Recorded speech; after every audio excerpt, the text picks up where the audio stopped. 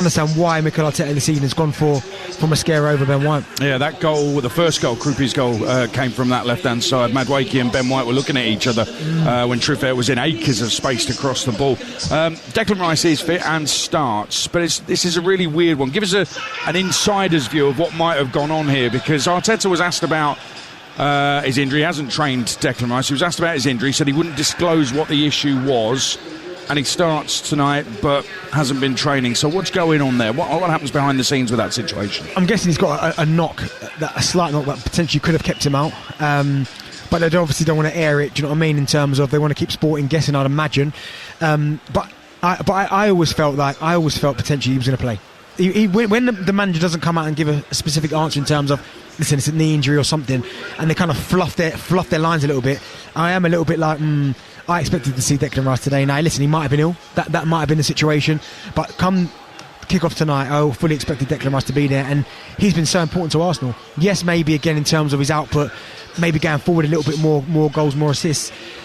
I still think he's one player in this Arsenal team you can depend on week in and week out. He gives you everything he's got. Yeah, I mean, listen, if he's been ill, how easy is it just to get up to speed and be as 100% as you can be for a game like this? Well, do you know what? Sometimes, me being a striker, whenever I was ill and then I came back, for me, it's going to be different for Declan Rice, because if I scored a goal early in the game, then adrenaline takes over and you forget about I was ill a couple of days ago. But for Declan, he might have to feel himself into the game a little bit.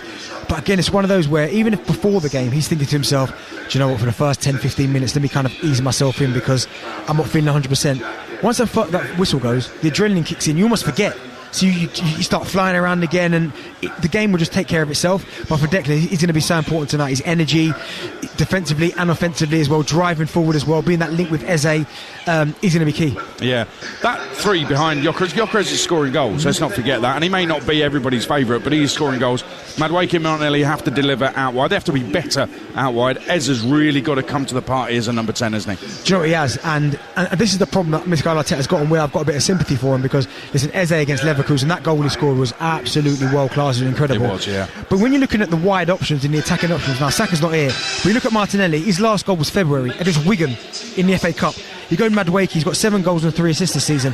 His last goal was Mansfield, and before that was Wigan. So you talk about big games, there's nothing there. You even go Trossard, who's obviously on the bench, his last goal was December, Villa. So it's not like all these players are kicking down the door and going, Gaffer, pick me, pick me.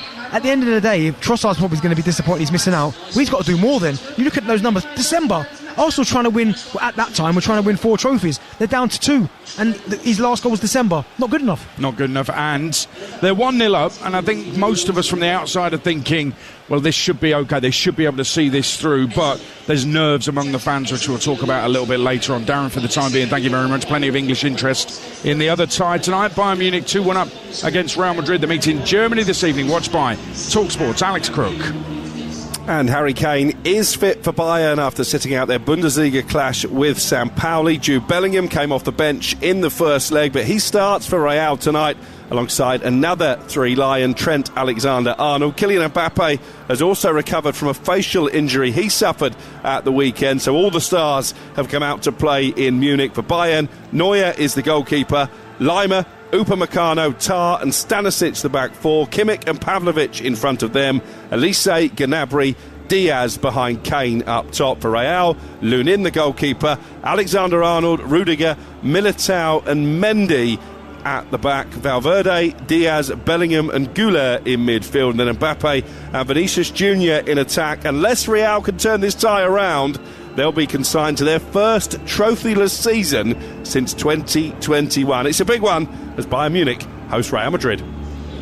Alex, thank you very much. Both these kick off at 8. You're listening to Kickoff on TalkSport with Ladbrokes 18+. BeGambleAware.org. And in League One, there are a couple of games tonight. Wimbledon are 1 place and 3 points above the relegation zone. They host Stockport, who are 5th but not yet guaranteed a playoff place. And Luton are still fighting for a playoff place themselves. They host Northampton, who, if they don't win, will be relegated with Rotherham, who went last night.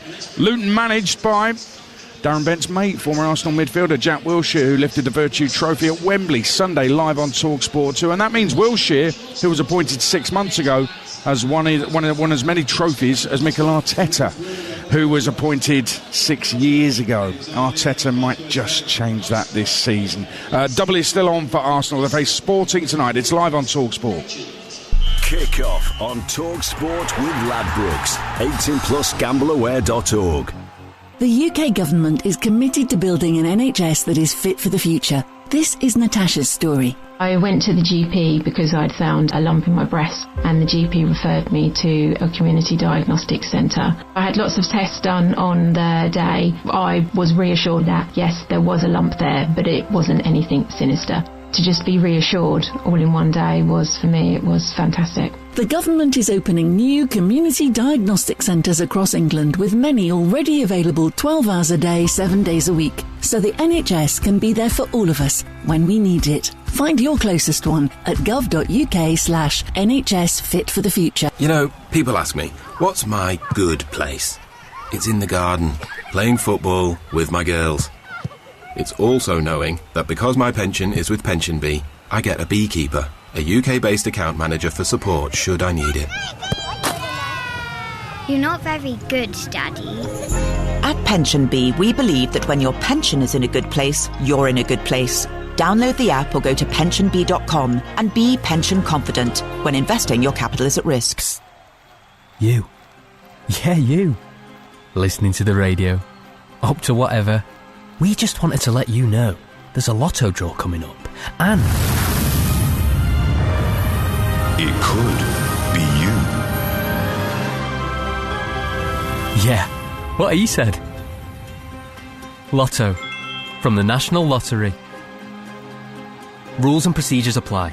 Players must be 18 or over.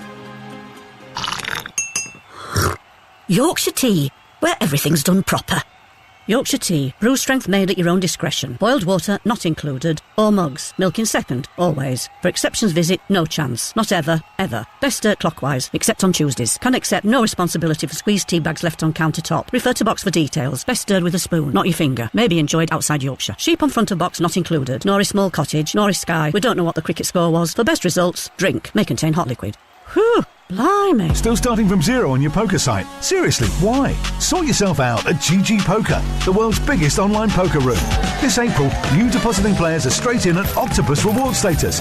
That's up to 50% rate back for the rest of the year. No grind, no slog. Start strong. GG Poker. No one starts from zero. 18+ new UK players only. Minimum deposit $10 required. Ends 30th of April. To verify and for conditions, see promo.ggpoker.co.uk/talksport. Gambleaware.org. Champions League live on TalkSport with Enterprise Rent-A-Car. Whatever it is, we're here for it. This Saturday, go for goal with Game Day on TalkSport and TalkSport 2. From 3, it's Wrexham versus Stoke in the Championship on TalkSport 2. Followed at 8 by Chelsea versus Manchester United on TalkSport. Saturday is Game Day, live on TalkSport and TalkSport 2. Well, Sporting are second in the Portuguese league. They got an away win at the weekend. They have only one away win in the Champions League this season, a 94th minute winner in Bilbao in a 5-goal thriller. Sporting's last away game in the Champions League was a 3-0 defeat away to Bodo Glimt. Remember, Arsenal 1-0 up already here at the Emirates for the second leg against Sporting. It's time now to get an odds update with Ladbrokes. Odds update on TalkSport with Ladbrokes. Bet on this season's Champions League action live tonight. Visit ladbrokes.com. 18+ gambleaware.org. Nicola McGeady from Ladbrokes is with us. Arsenal will be favourites, of course, against Sporting tonight, Nick. Yeah, good evening, Adrian. I mean, they're certainly feeling the pressure right now in the title race, and this is such a chance for them to get to the semi-finals of the Champions League. They're favourites at 8-15 to do just that in 90 minutes. And Sporting Lisbon 9-2 and the draw 16-5. Honestly, though, I think you'd expect Arsenal to be shorter, given they're at home. Not actually a huge difference in price in comparison to the first leg, and that's because the money's against them. We are seeing more support for Sporting tonight, which is unusual. Obviously, Arsenal's confidence has taken a hit in recent weeks, and it's a case of can they hold their nerve to seek the two biggest trophies. The famous Arsenal bottle's starting to rear its head, and that is swinging punters big time. Obviously, the performance against Bournemouth, they look tired, and punters are coming into this wary naturally enough, and Sporting, they'll have been massively disappointed by that late goal in the first leg, but they will come in here hopeful of turning it around and taking advantage, I think, of Arsenal's recent form. So look, Sporting will go for broke here. I think they will get something from this game. I do fancy both teams to score at 19-20. For those of you who are keeping the faith in Arsenal to get the job done, Arsenal to win 1-0, 2-0 or 3-0 is priced at 21-10. So look, it's going to be an interesting game. We're not expecting a huge amount of goals though. We've got Harry Kane starting for Bayern Munich. We've got Jude Bellingham starting for Real Madrid. What's going to happen there? Yeah, I think this game has all the ingredients of a classic. Bayern Munich come into this as favourites at 8-15. It's not often Real Madrid are such underdogs, but they're against Bayern Munich, and that is the case. They're priced at 18-5 in 90 minutes. The draw is 17-4. I mean, historically, it's Real Madrid who come out on top in the head-to-head stats. Plenty of draws in there too, but last week Bayern broke the trend with their first win against them in quite some time. So there are punters tempted by the Real Madrid price. But in terms of players to watch, you mentioned Harry Kane.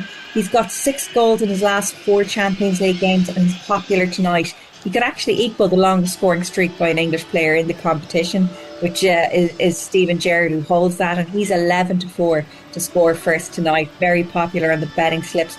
Real Madrid, they've scored at least 1 goal in every away match against Bayern Munich, and it's just 1-3. We see both sides find the net. In fact, the goal line, it's really high here. A goal fest, totally expected. Not often you see 5-4 for over 4.5 goals. That seems really crazy for that price. What about Champions League outrights? Arsenal, the last English side left in the competition. The side's already through to the semi-finals, PSG and Atletico Madrid. So are the European champions, Paris, the favourites? Not quite. Well, obviously it could all change tonight, but Bayern are the team to beat right now. Their odds shifted significantly following a 2-1 first leg quarter-final victory, and they are 2-1 to win it. PSG, defending champions, second favourites, after their dominant win over Liverpool and Arsenal, who were previously the front runners, saw their odds drift. Obviously the loss of form in domestic as well has affected that. They're 13-5, Atletico Madrid out to 13-2, and Real Madrid are 16-1 with 66-1 about Sporting. Nicola, great to talk. Thank you very much. That was a look at the latest odds with Ladbrokes. 18+. BeGambleAware.org. Odds update on Talk Sport with Ladbrokes. Bet on this season's Champions League action live tonight. Visit ladbrokes.com. 18+. BeGambleAware.org. Look, make no mistake about it. The cup final defeat at Wembley to Manchester City, the FA Cup defeat to Championship Southampton, and of course the home defeat here against Bournemouth at the weekend have made the fans, the Arsenal fans, a little bit nervous. And I know this because I'm married to one, also because I've spoken to others since I got here tonight, and because this morning there were a fair amount of tickets available still on the Arsenal Ticket Exchange website this morning.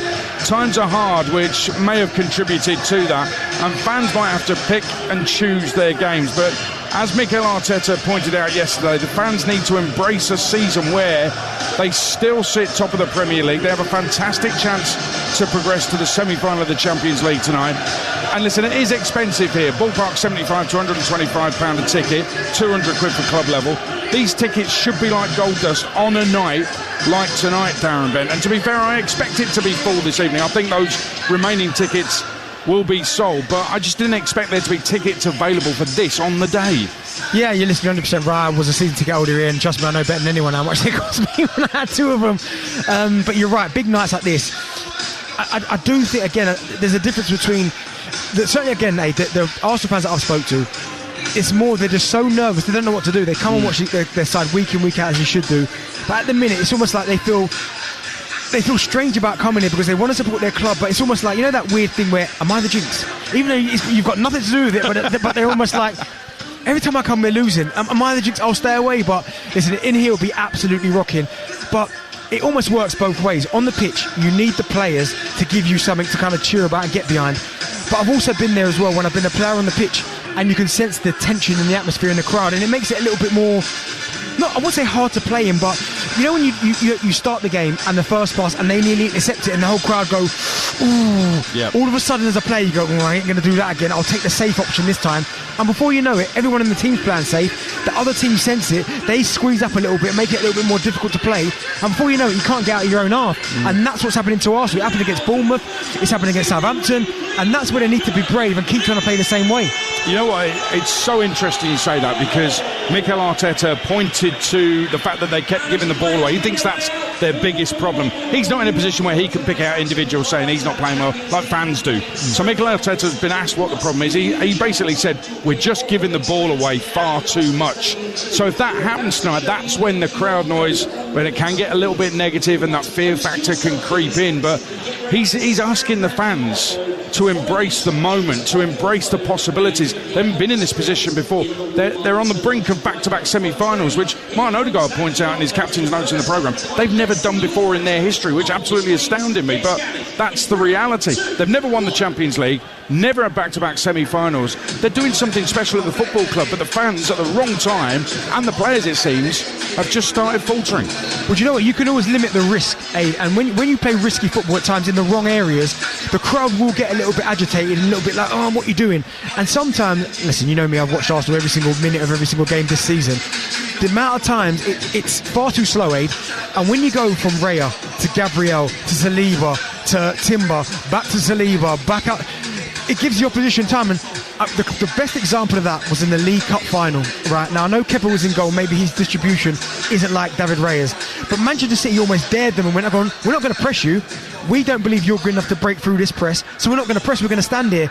And the amount of times that Kepa had the ball under his foot for about 10 seconds and just didn't move, because there was almost no plan B.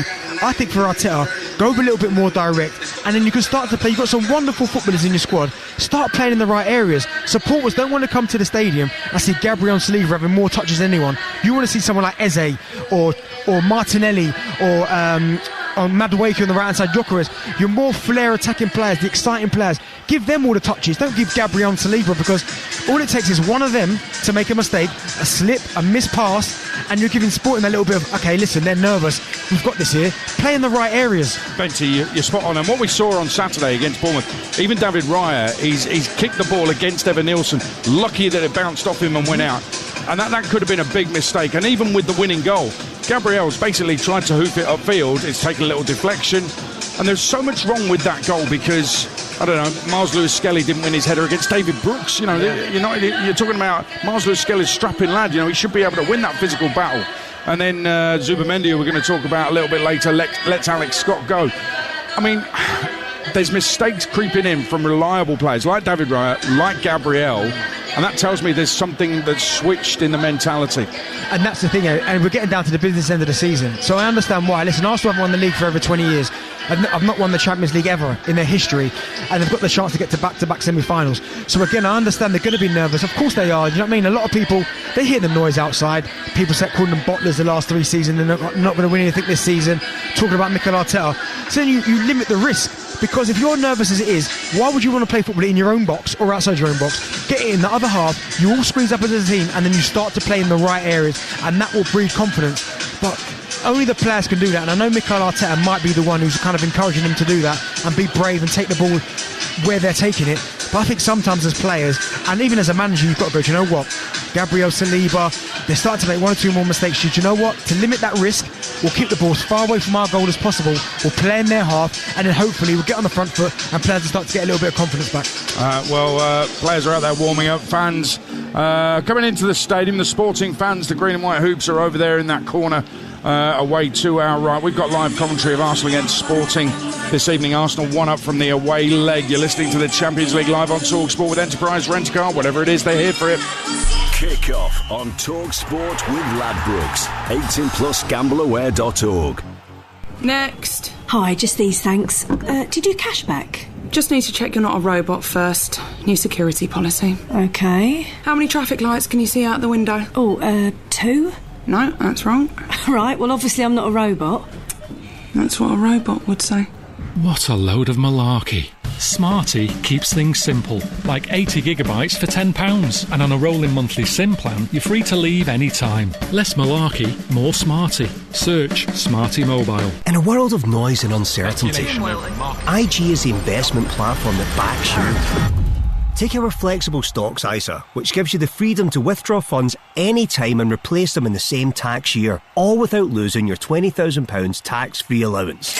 And if that's not enough, pay no commission on your stocks, shares and ETFs when you invest with IG. IG. Trade, invest, progress.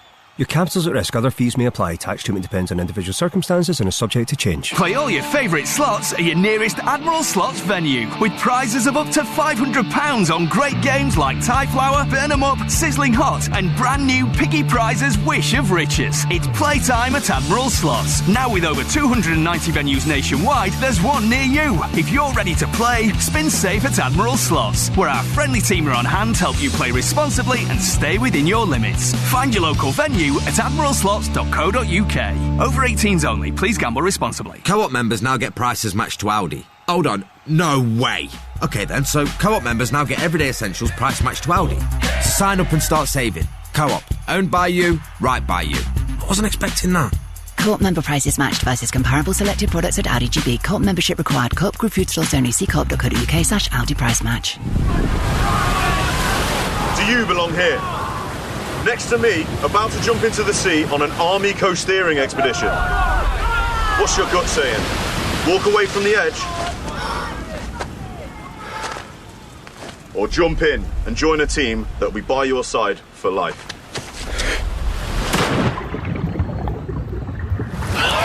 Still listening? You belong here.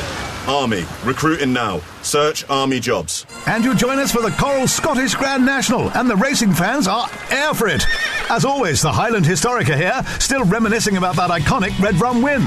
There's the Tartan Titans, Kilts, Sporrans the lot, splendid. And finally, the local loyalists. If there's a Scottish jockey or trainer, form goes out the window. Whatever kind of racing fan you are, don't miss the Coral Daily Download. Every morning from 6 on TalkSport with Coral. We're here for the Coral Scottish Grand National. T's and C's apply. 18 plus gambleaware.org. Champions League live on TalkSport with Enterprise Rent-A-Car. Here for it. Book now at enterprise.co.uk. TalkSport Sports Headlines with Bostik. For workable, easy-to-apply mortar that tools easily, pros trust Bostik. Good evening. With your headlines, I'm Uma Gurav. Man United will be without Harry Maguire when they face Chelsea on Saturday. He's been hit with an additional one-match ban for his reaction to his red card at Bournemouth last month. Despite missing training yesterday, Declan Rice is in Arsenal's starting 11 to face Sporting Lisbon in their second league quarter-final. The Gunners are up 1-0 from the first leg. In the other of tonight's games, Harry Kane's Bayern take a 2-1 lead into their second leg against Jude Bellingham and Real Madrid. Elsewhere, Elliot Anderson is a doubt for Nottingham Forest's Europa League quarter-final against Porto tomorrow. And doubles Grand Slam champion Jamie Murray says he's excited to enter the real world as he announces his retirement from tennis at the age of 40.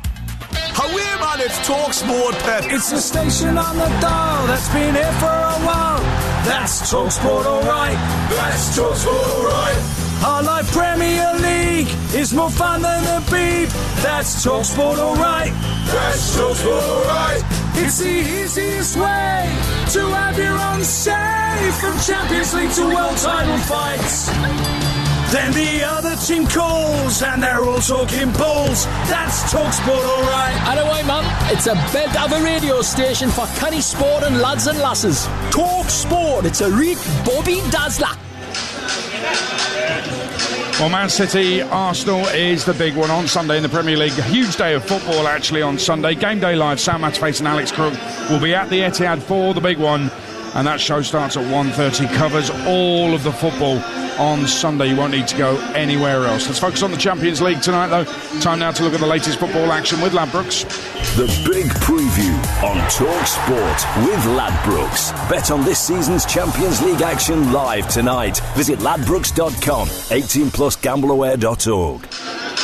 And it's Arsenal taking on Sporting. The Gunners are 1-up here at the Emirates. Sam with the teams, Jim Proudfoot. Well, Arsenal make 4 changes to the team that won in Lisbon, 3 to the side, beaten by Bournemouth, with Mosquera and Nkapie back at full-back and Ezra in midfield. White, Lewis Skelly and Havertz all dropped to the bench. So Dreyer in goal, Mosquera, Saliba, Gabriel and Nkapie.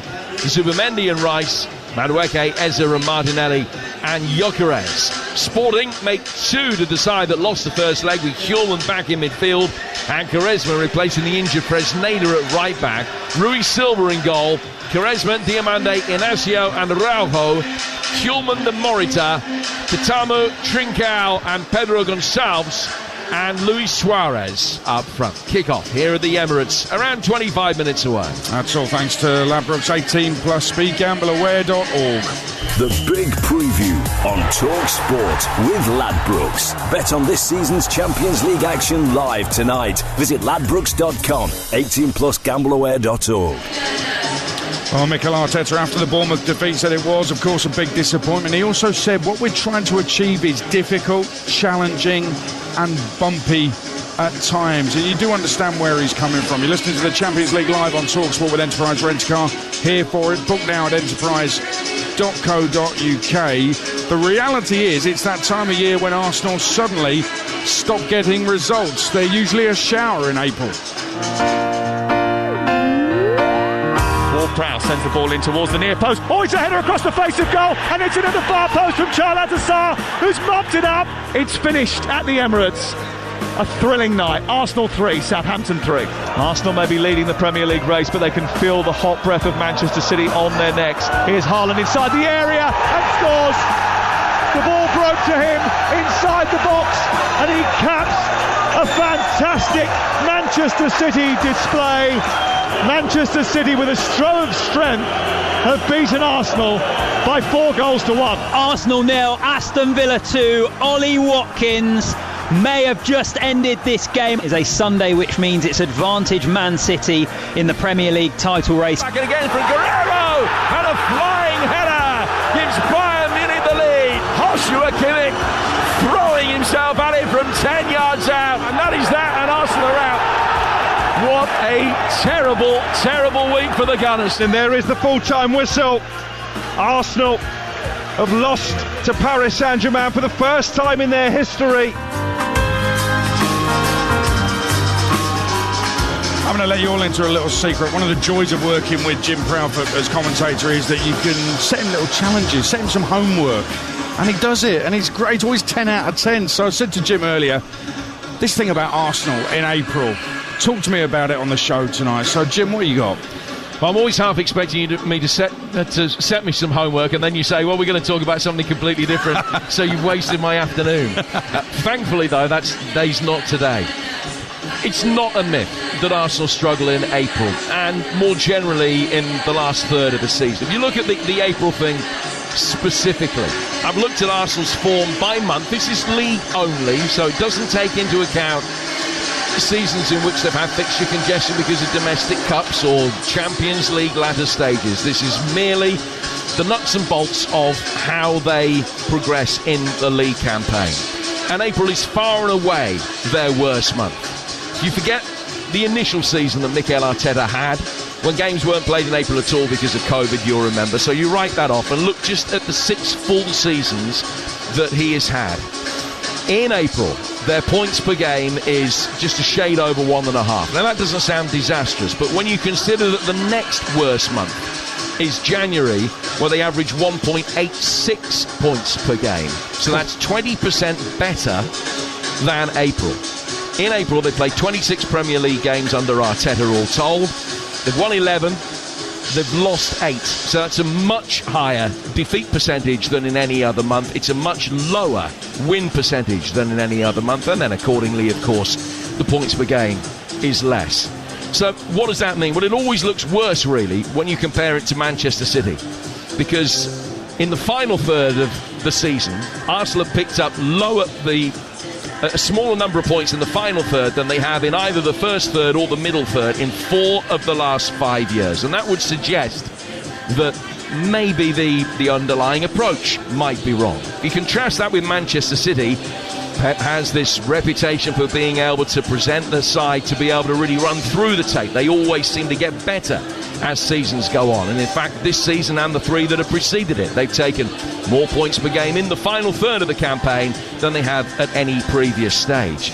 So when you look at both of those things in tandem, you often get a situation where going into maybe week 26, week 27, Arsenal find themselves in a good position, but they can't hold on because Manchester City's supremacy in that final third really kicks in. And if you have a look at the final third in each of the last 5 seasons, City have taken more points than Arsenal. In the 2021 campaign, they took the same number of points in the final third of the campaign. In the middle third of the campaign, City have outscored Arsenal in 4 of the 6 seasons. And yet in the first third, where City are habitually slow starters, Arsenal have actually taken more points than City in the first 13 weeks of the season in each of the last 4 years. So the big question is why? And is it something that's happening, Benty? Do you think it's because of the philosophy? Do you think the rotation isn't right? Do you think he overtrains them? Do you think he's overworking players in specific areas? Because that would appear to be the underlying conclusion you can draw from those statistical trends when they're dropping off at this point, season after season.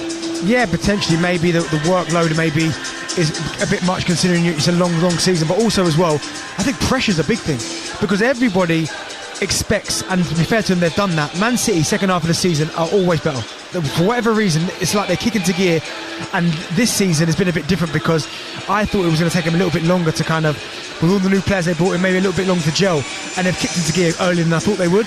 So I think pressure's a big thing, and I think as Arsenal players, you know, okay, if we haven't got enough of a lead, they're going to be coming. And I just think there's also experience. I think Manchester City have been there so many times, Liverpool have been there so many times before as well.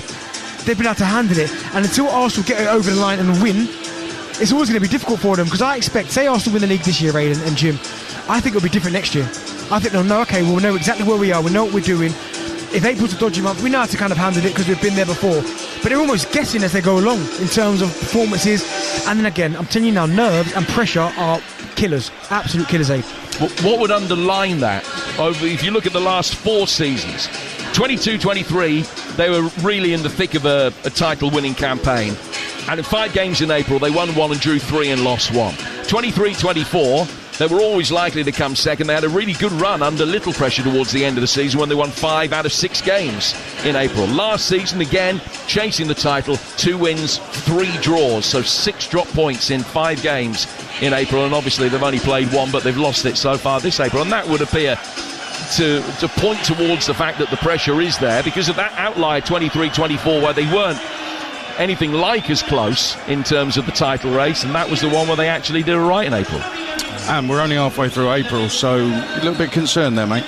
Nah, they'll kick it to gear tonight. I hope. Well, you wonder, actually, I mean, if they do get through and there's no dramas tonight, maybe that could give them a bit of confidence going into Sunday's mega game, couldn't it? Potentially, and I think Arsenal have played with a little bit more freedom in the Champions League. I mean, you look at the game against Leverkusen at home, they definitely created more chances, looked a little bit more on the front foot. I mean, that day the Leverkusen goalkeeper made some outstanding saves, and it took an absolute, well, not even absolute, Eze's wonder goal and Declan Rice's wonder goal to kind of 2 great finishes, finishes, but they played with a little bit more freedom. But you go then fast forward into the Premier League, and there's that, I don't know what it is, I know it's 2 separate competitions, but they just get a little bit tight, a little bit tense. They play with that lack of freedom, that real belief. And again, as Jim was saying there, it's definitely the pressure, because it's still the same players that are there at the start of the season that are playing really well, that have put themselves into this position. But it feels like that is key. What you're saying there, and Jim mentioned the rotation or lack of rotation. It's something that fans have talked about as well. The players are kept in the side for long periods early and mid-season, and by the time April comes around, they're either injured or shattered. Is that a problem? Is it squad management not up to it? Do you know, that might be the case, but also as well, as a player, you've got to do more then, because there's no point me keep giving you opportunities. And I get it, every competition is important, but for someone like a Martinelli, I don't need goals against Wigan. I need goals in big games, the Cities, the Liverpools, the Premier League game, Champions League game. Do you know what I mean? Trossard, December. If I'm giving you these opportunities, you have to take them. So, yes, maybe Arteta could rotate the squad a little bit more and give players a little bit of rest. But at the end of the day, if you can't trust the player, you can't keep putting him out there, because he'll keep letting you down. April, middle of it, and it's not Arteta's favourite month. This one tonight, you suspect, should be okay, but let's see. Some fans are nervous, as we said before. Sporting players just leaving the pitch after the warm-up. We have just over 15 minutes to the start of the game. You're listening to Kickoff on TalkSport with Ladbrokes, 18+. BeGambleAware.org. Kickoff on TalkSport with Ladbrokes, 18+. GambleAware.org. Which business insurance provider is trusted by nearly 1 million customers? Take it away, Gina. Simply Business. From builders to bakers to beauticians, if you need business insurance, join nearly 1 million customers who trust Simply Business. So search Simply Business today. Simply Business. That's enough, Gina.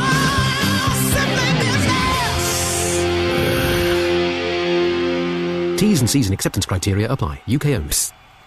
You. Yeah, you. Listening to the radio. Up to whatever. We just wanted to let you know there's a lotto draw coming up. And it could be you. Yeah, what he said. Lotto. From the National Lottery. Rules and procedures apply. Players must be 18 or over. Yorkshire tea, where everything is done proper. Yorkshire tea, where everything is done proper. Oh. Maybe not. Yorkshire, Yorkshire, Yorkshire tea, where everything's done properly. Yorkshire, Yorkshire, Yorkshire tea. Right, enough of that. How about Yorkshire tea, where everything's done proper? At Sky Vegas, it all starts with a spin. But there's more than one way to play. Take on the competition with daily tournaments in Real Rivals. Or discover our exclusive slots and all your favourite games. Download the Sky Vegas app and see where your next spin takes you. Opt-in required. Game and eligibility restrictions apply. Rewards paid as free spins with 7-day expiry. Free spins on first eligible game loaded. T's and C's apply. 18+. GambleAware.org. They are the prodigies of the pitch, the kings and queens of the courts, and the titans of turf and track. But who was the real deal? Every Tuesday morning from 10, join Jim White and Simon Jordan as they nominate the sporting star who's proved to be the real deal of the week. Don't miss The Real Deal with White and Jordan every Tuesday morning from 10 on Talk Sport with Selco Builders Warehouse. For the latest special offers, pick up this month's Real Deals in branch or view online at selcobw.com. Champions League live on Talk Sport with Enterprise Rent-A-Car. Whatever it is, we're here for it. Stamina, celebrity, Lightspeed weeknight football. Kickoff live on Talk Sport. This time towards the edge of the 6-yard box, headed away by Chris Wood, comes back out, whacked in beautifully by Zubamendi. What a finish on the volley. He's incredible. He's a player, very, very intelligent. Nerdegaard is coming forward. He spun it through to Zubamendi. Pokes it home. Pokes Arsenal into a 2-0 lead. It's Arsenal 3, Tottenham 1. It's Zubamendi who has his pocket picked inside the centre circle by João Paulinho. Richarlison, who from just inside the Arsenal half, and he brilliantly lobs the ball into the back of the net. Zubamendi has passed it back towards his own goal, straight to Mbumo. He's rounded the advancing David Raya, and he's side-footed into the empty net. Just over 10 to kick off this game, brought to you in partnership with TNT Sports, the home of European football. Darren Bent alongside me, celebrity Arsenal fan, the king of drive time with Andy Goldstein on TalkSport. They are back together tomorrow. It's Gabby Agbonlahor today. You've been speaking to Arsenal fans all evening. What's the flavour you're getting from them, Darren? Again, tonight they seem relatively relaxed. Like, okay, they know that Arsenal maybe are in a little bit of a sticky situation, but it almost feels like a welcome change away from the league. And the only thing I can put that down to is that the fact that 3 years you've been chasing to win the title, you finished second, but the leads you've had at times this season, it almost feels like it's got to be now. You look at some of the drop-offs in Liverpool, Chelsea, Manchester United, that won't continue. I'd expect those teams to be back, and it just feels to me that they're so now desperate for the Premier League that it's almost like the Champions League game will take a welcome break away from the Premier League, but there's less nerves tonight than there has been in Premier Leagues for sure. Even Spurs, I mean, 4th bottom last season, 3rd bottom now, that's a drop off as well from them. Jeez. It's quite an achievement, isn't it? Listen, we talked about Bournemouth's winner on Saturday, Martin Zubamendi. I want to focus on here. He was left standing while Alex Scott, and basically he was a statue, wasn't he? He was ball watching, and Alex Scott ran off him to bury it after the Evan Nilsson flick. And he's been the subject, Zubimendi, of some social media clips where he's supposedly showing for the ball, but he actually looks more like Will McKenzie from the In-Betweeners dancing. And then he simply plays a sideways 5-foot pass, and you're wondering, well, where's the go forward with it? He's played more games than anyone else for Arsenal this season, 47, and I put that into perspective. Man United will only play 40 games all season, so he's played a lot of games. And, you know, I'm looking at Norgard, who's played in 19 games, only 56 minutes in the league. Norgard, I'm thinking to myself, you know, he's a proven Premier League player, Norgard. You've signed him from another Premier League club. Why hasn't he had more minutes? Because Zubimendi's looking shattered at this stage of the season. Yeah, he is, and you're right, Norgard should have played more minutes because, as you said there, Zubimendi, he is starting to look a bit tired, a little bit flagging. Start of the season, he was winning his headers, he was getting himself in the box, he was a real kind of asset, he was getting on the half turn, passing the ball into Odegaard's feet or into Rice's feet. But at the minute, he's just a second off it, half a yard off it. And you're right for Norgard. When I've watched him play this season, he's looked competent, as you said there. He's a proven Premier League player.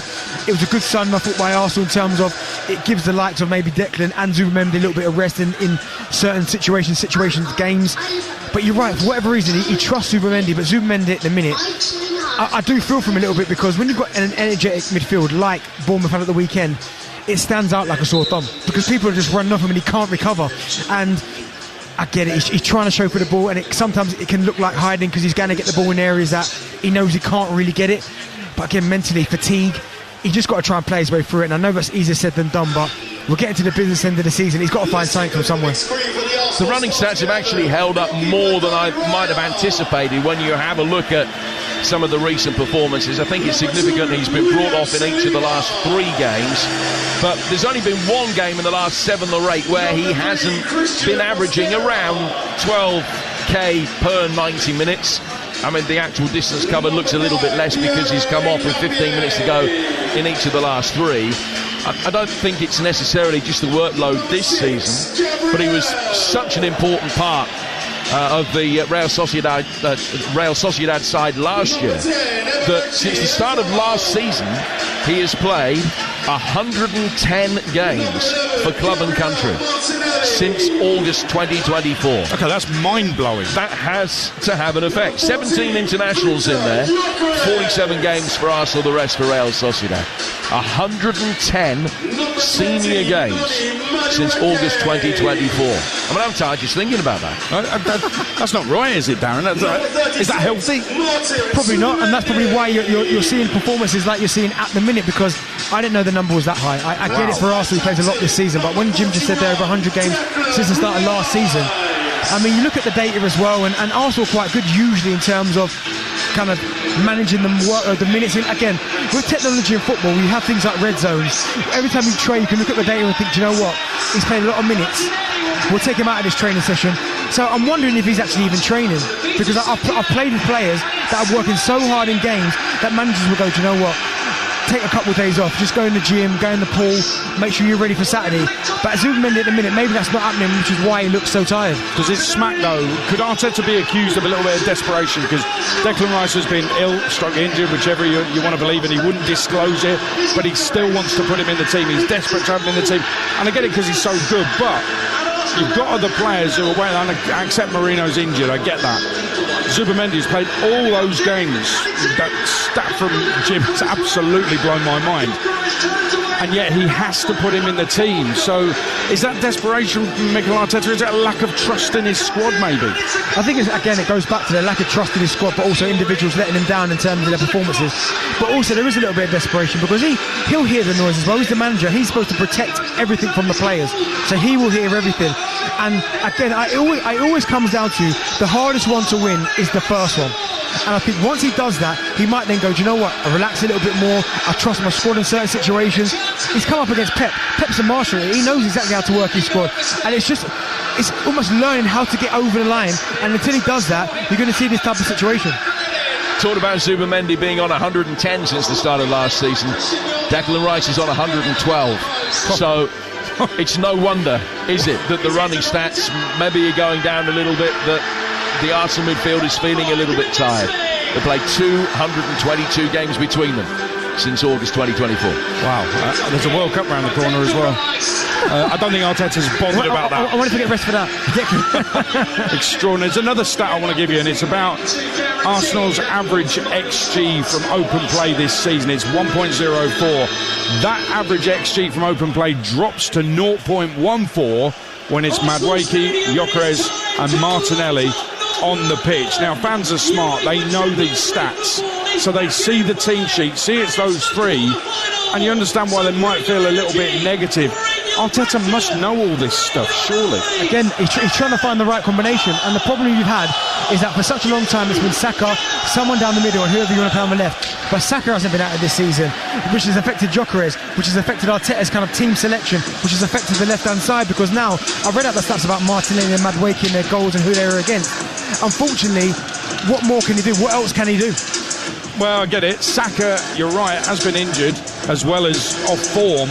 And actually, there is speculation that the injury might actually be quite serious. So we'll wait and see on that one, and we'll try to get that confirmed or otherwise. There is a huge tifo to our left. Arsenal fans have finally got it right with the tifos. It says history in our sights, and a whole bunch of the current squad. Declan Rice to the fore, Madueke screaming to the right. Gyökeres is in there as well. There's Gabriel to our left as well. That, Darren Bent, is a proper tifo. It's not quite Paris Saint-Germain last week in the Parc des Princes, but finally they've got it right with the tifo. Yeah, they've got it right, but I don't know how Trossard and Madueke snuck on it. Do you know what I mean? I'm not quite sure how that's happened, but in terms of the tifo and the history, listen, it's Arsenal are a huge club, and the fact they've never had back-to-back semi-finals that's crazy. The fact they've never won this competition is crazy, but you're right, you get past Sporting tonight, it's a huge opportunity. When the draw was made, not Arsenal fans, because they'd have been called arrogant for saying, we'll look at the side of the draw, we'll definitely get to the final, but you can't help but look at all the firepower that was on the other side of the draw compared to the side that Arsenal are on. This is a huge opportunity for Arsenal to get themselves to another Champions League semi-final. There's no excuses. Well, they're 1-0 up already coming into this second leg. They've already beaten Atletico Madrid in the Champions League this season. They didn't just beat them, they absolutely walloped them. And then, yes, you're going to face PSG or Bayern Munich or Real Madrid in the final, but over 90 minutes, anything can happen, can't it? And that's the thing, you want to give yourself the opportunity. You want to get to Sporting. I know Atletico were there waiting for the winners, and that'll be a tough. But Arsenal played Atletico, they know what to expect. But this is a huge opportunity for them to get themselves into another semi-final of a massive competition. It is. Teams on their way out, flags are flying. That tifo has really caught the imagination here, and it's a noise at the Emirates. We've got Europa League with Forest and Villa on the TalkSport network tomorrow, but feel the fire, feel the heat. Arsenal one up against Sporting. Surely they won't crash and burn tonight. Live on TalkSport with former England striker Darren Bent and your commentator Jim Proudfoot.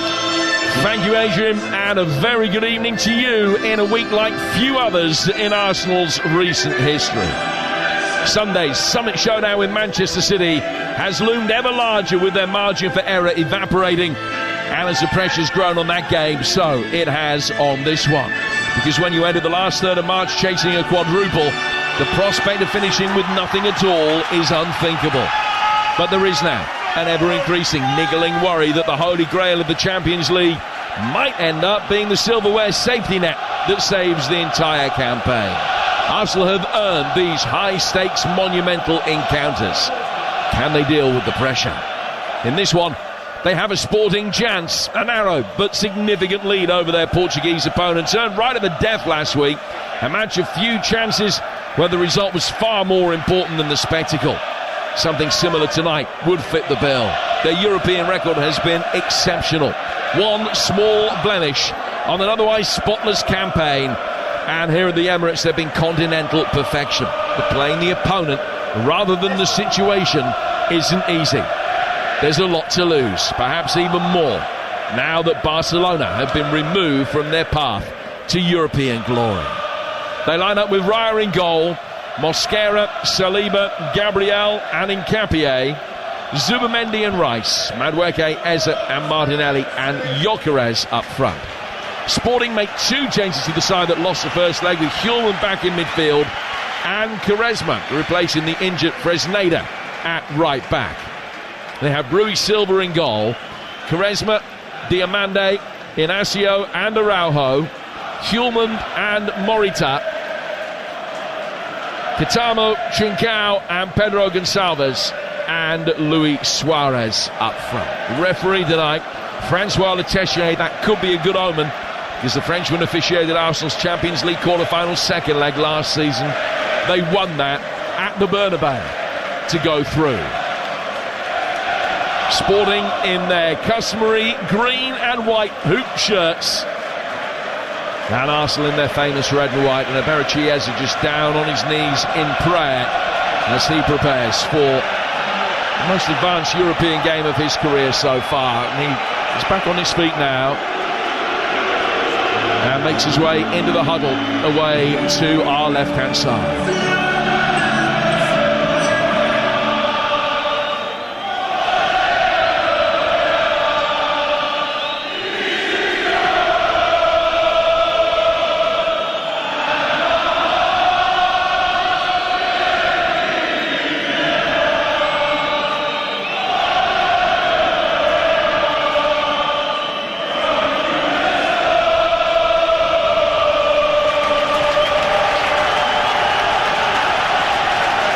London forever hoping for Champions League glory. Is this the season? Arsenal have only lost one of their last 23 home games in Europe. All they need to do tonight is extend that run. In their biggest week of the season, 2 draws will represent significant steps towards success. Avoid defeat tonight, and they're in the Champions League semi-final for the second successive season. Something they've never managed before. And they're pressing from the front immediately as the ball went back for Diamande, and Declan Rice wins it down by the left-hand corner flag, but has just overrun it, and it's gone out of play for a goal kick that'll be taken by Sporting's Rui Silva. Delighted that the former England international Darren Bent is alongside me. Benty, how do you approach this when you only need a draw to go through? I think you've got to approach him. First of all, good evening. I think it's one of those, Jim, where exactly what Arsenal done there in the first minute. You go and press them. Don't allow Sporting to set into that rhythm. Front foot, press them in their own half. Make it uncomfortable for them. If you do that, the fans will be with you. What you don't want to do is you start quite slow and the fans get apprehensive, and then the players get apprehensive, and all of a sudden you make it more difficult. You have to start fast like they've done. Mosquera's done well, and he's tried to feed the ball down towards Madueke, who in turn has done brilliant to win it back from Morita. He's very quickly going the wrong way back towards halfway, but he's laid it back for Saliba, and Saliba taking a touch, works it infield off the right-hand touchline. Picked up pretty comfortably in the midfield though by Sporting. Hulman waiting for a pass that never came, and Eze is the beneficiary of that, making his way forward. Gyökeres played it back towards where he expected Eze to be. Eze went down on the edge of the penalty area. Referee says no foul, and play will continue with an Arsenal throw. Yeah, it's great play from Zubimendi, who gave the ball away initially, and then he won it back and he freed Eze straight away. And Eze, it was a lovely little pass and a run from Gyökeres, and he just left it back into an area, and I think he was blocked off. I think it was quite good. I think it was Trincao who blocked off Eze there, but really good start, positive start from Arsenal in his first couple of minutes. So it's 0-0 and 1-0 to Arsenal on aggregate as they win a free kick on halfway. Also goalless in the very early stages between Bayern Munich and Real Madrid. With Bayern Munich 2-1 up from the first leg of that. And they're nearly 20 minutes into the 2 games in League One tonight, and we'll keep you abreast of both of those. Suffice it to say that they're each 0-0 at the moment. Northampton needing a win tonight to avoid relegation there at Luton.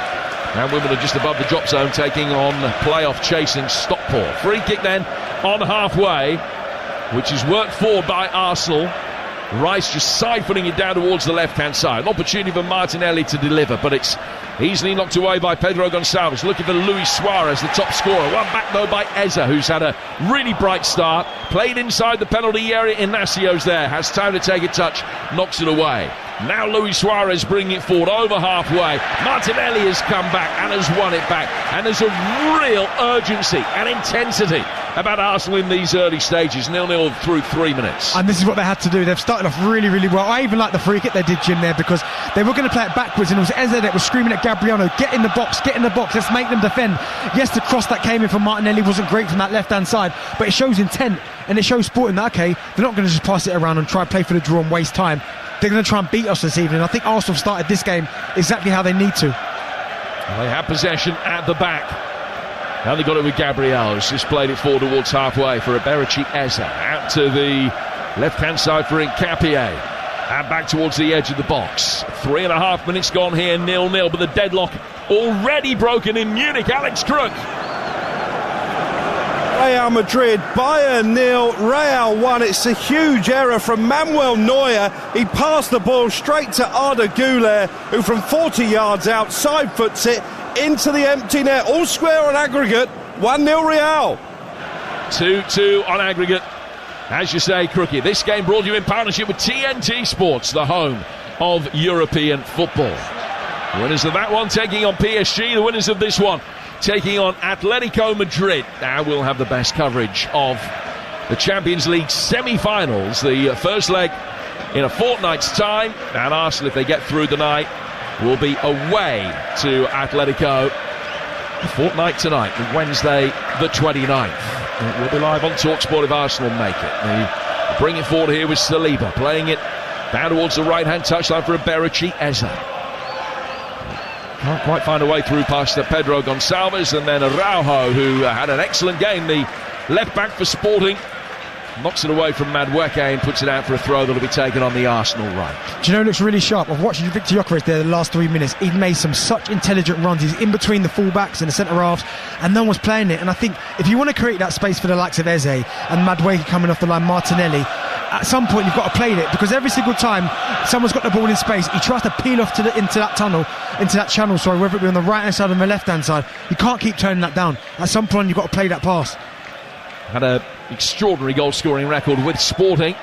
Already warming to his task in recent weeks. 6 goals in his last 5 games for club and country, including the one here at the weekend against Bournemouth. And he's making another darting run forward down the inside right channel. Would have been offside by the time Madueke looked to play the ball, so he's linked up instead with Mosquera. Play back here for the dark-haired, thick-set Declan Rice. 15 yards outside the Sporting penalty area. Rolled down the right-hand side of the box for Eze, dropping his shoulder, taking it towards the corner flag. Great pirouette, it's got it past Araujo, then pulls it back. Madueke trying to get a shot in on the turn, can't. Sets up Nkapie, and that one is well blocked by Hjulman. Arsenal really in the mood here. Rice playing it forward. Couldn't find Eze, and it's knocked away. Morita losing out in midfield. Zubimendi's there, stabs it forward. Nkapie to his left-hand side. Martinelli taking it on past Quaresma, who did well to recover. But Arsenal have the first corner of the night, and they have been electrifying out of the traps tonight through the opening 6 minutes. That's fantastic play from Eze there, but I don't know why Madueke turned down the shot. I mean, Eze done all the hard work on this right-hand side. He manoeuvred his body, he went past Araujo like he wasn't there, got to the byline, he cuts a really nice ball back. Madueke takes a touch, just shoot. I think he tried to be a little bit too clever. If he gets a shot off, might be a deflection, could be anything. Goalless on the night, 1-0 to the Gunners on aggregate. Corner to be taken by Declan Rice. Well, first of the night from in front of the Sporting supporters. I think a bottle was thrown on towards Rice. It didn't hit him. In comes the corner. Zubimendi going up for it at the far post. And he's just nodded it tamely wide. And out of play for a goal kick. That'll be taken by Rui Silva, who himself, once the ball has gone out of play, just picks up a bottle and has a swig from it. Balls the ball down for Diamande, the centre-half, who prepares to take this goal kick. He rolls it across the edge of the 6-yard box for Inacio, down towards Maxi Araujo. His ball forward for Morita. Now coming to meet it, Saliba's just nodded it straight out of play. I mean, all the history points Arsenal's way. Last time that Sporting won a knockout tie away from home in the European Cup or Champions League was against Floriana of Malta in 1970. Good side then. So they're due. Well, it depends which way you look at it.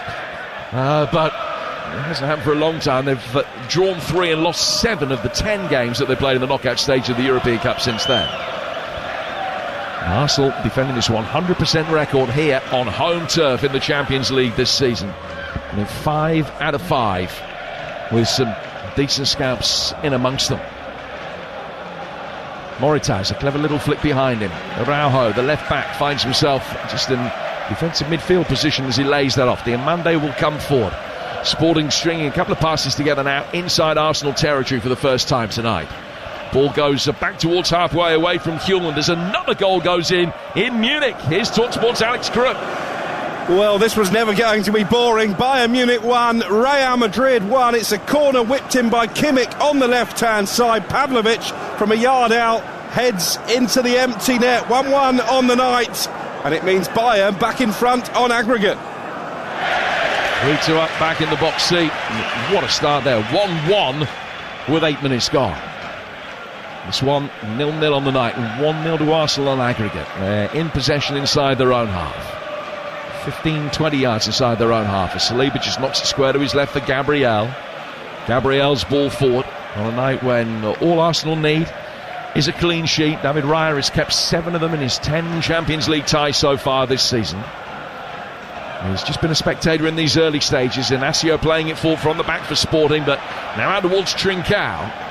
One-time Wolves player who on the left flank can just work it forward here for Gonçalves. Gonçalves can't find a way through. Saliba coming across, sees to that, but it's taken a ricochet and goes out of play right down by the corner flag for Sporting. Yeah, they've got the ball down and strung a couple of passes together, because for the first, as you said, for 10 minutes it's been all Arsenal pressing them, but now you can quite clearly see them slowing it down a little bit because they couldn't sustain that pace. They knew at some point Arsenal were going to kind of dominate possession. But you can see now they're enjoying having the ball. They're not playing too quickly. They're just trying to be patient. Inacio to Hjulmand. Pedro Gonçalves trying to get in and around the edge of the penalty area, but Saliba picked his pocket. Finds Noni Madueke in his blue boots. Back he goes for Saliba, who will clear towards halfway. Gyökeres going up for that. Got the first touch. It came down only, though, to the Japanese international Morita. Now from him to his left for Inacio. And Morita has it again, going square across the midfield. You would talk sport. 10 minutes gone, and still goalless and largely chanceless. But Arsenal so quick out of the traps tonight. Very impressive. Just taking a collective breather now as what Hjulmand works the ball for Luis Suarez, who had a very brief spell on the books of Watford without playing. He had plenty of loan spells away from Vicarage Road before they eventually cut ties with him. 33 goals this season is a very impressive return. Arsenal able to comfortably keep him quiet last week. Can they do so again tonight? Araujo making his way forward, stumbled just at the wrong moment as he had tried to get around Mosquera. That allowed Arsenal to be able to bring it away, and now Madueke will tap it down the line, taking on Morita and beating him for pace. Morita very quickly back goal side, but Madueke still got it. Gliding forward. Zubimendi received the poor pass, dealt with it. From him to Rice, coming forward onto his right foot. And a block came from Quaresma, and ricochets forward towards Suarez. All of a sudden, Sporting thinking they might be able to launch a counter-attack here, and Hjulmand has got it to his left-hand side for Morita. Coming forward for Sporting through the centre circle. Still 0-0 here on TalkSport. Trincao out to the right flank for Katamu. And back it will go for Trincao again. 0-0. Yeah, in that situation there, Madueke does so well. He shows great pace to go past Morita, but don't stop. He almost allowed Sporting to get back into shape by going back, and then he played a poor pass into Zubimendi, and then it kind of broke down. But in that situation there, you know you're quicker than him, just go past him.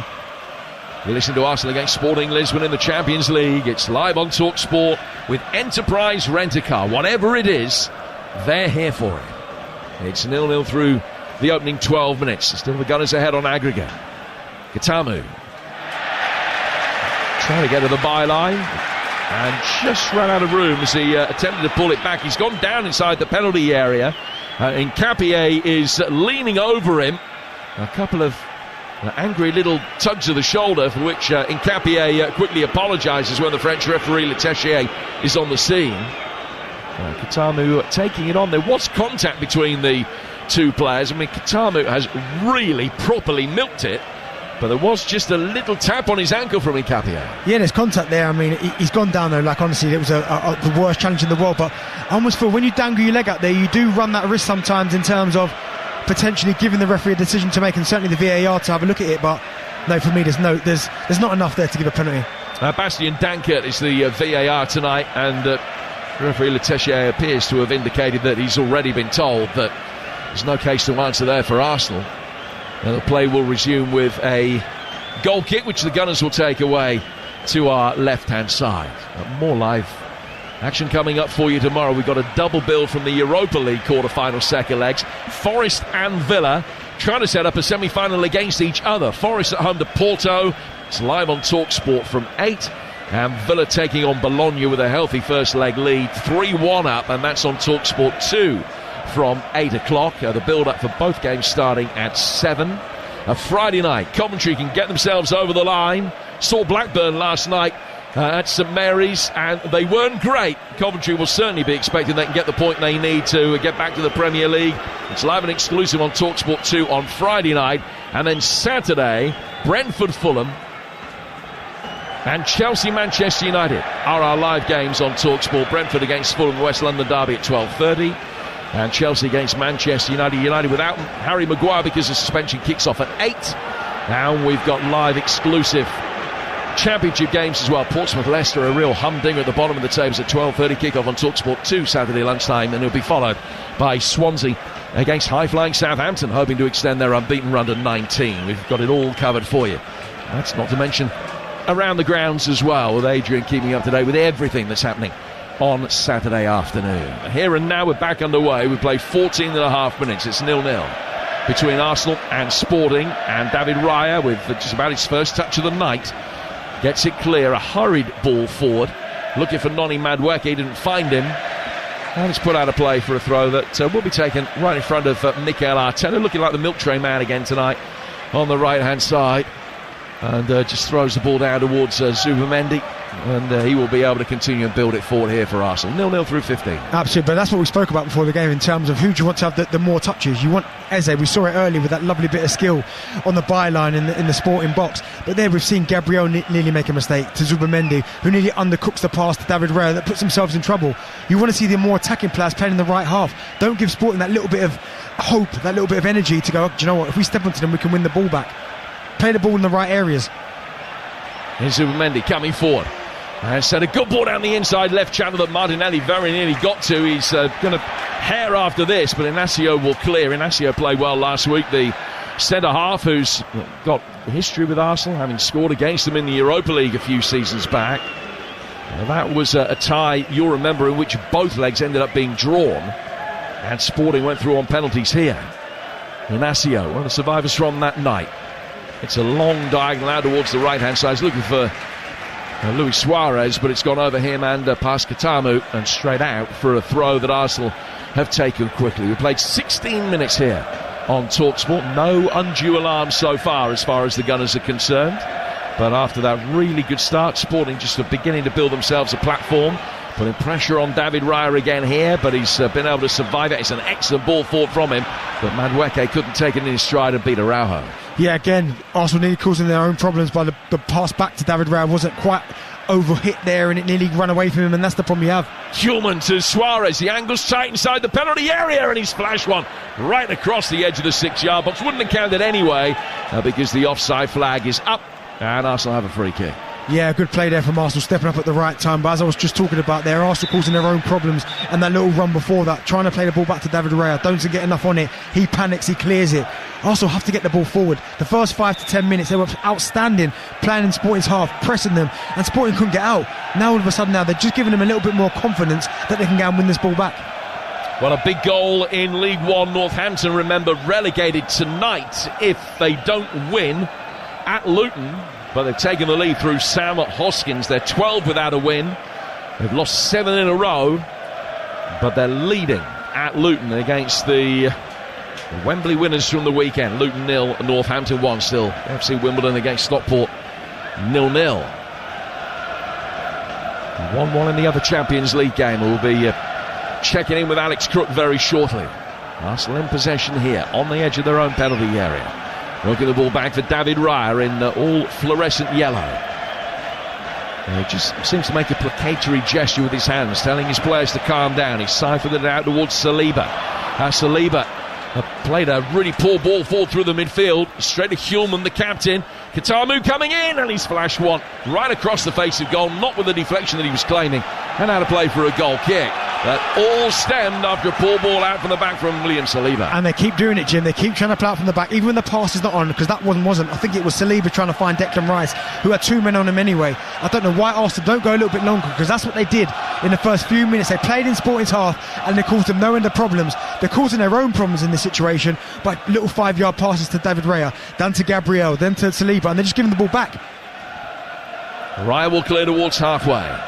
Madueke going up for it with Araujo, who judged it the better of the two, but then lost it, and Gyökeres has it and fires it over the bar. But that's where the chance comes from, Jim. David Raya goes, do you know what, I'm not going to play a little 5-yard pass to Gabriel. What's the point? It goes a little bit longer. Madueke doesn't even win the header. He just gets his body in. It falls to Gyökeres, and there's an attempt on goal. And Arsenal squeeze up the pitch.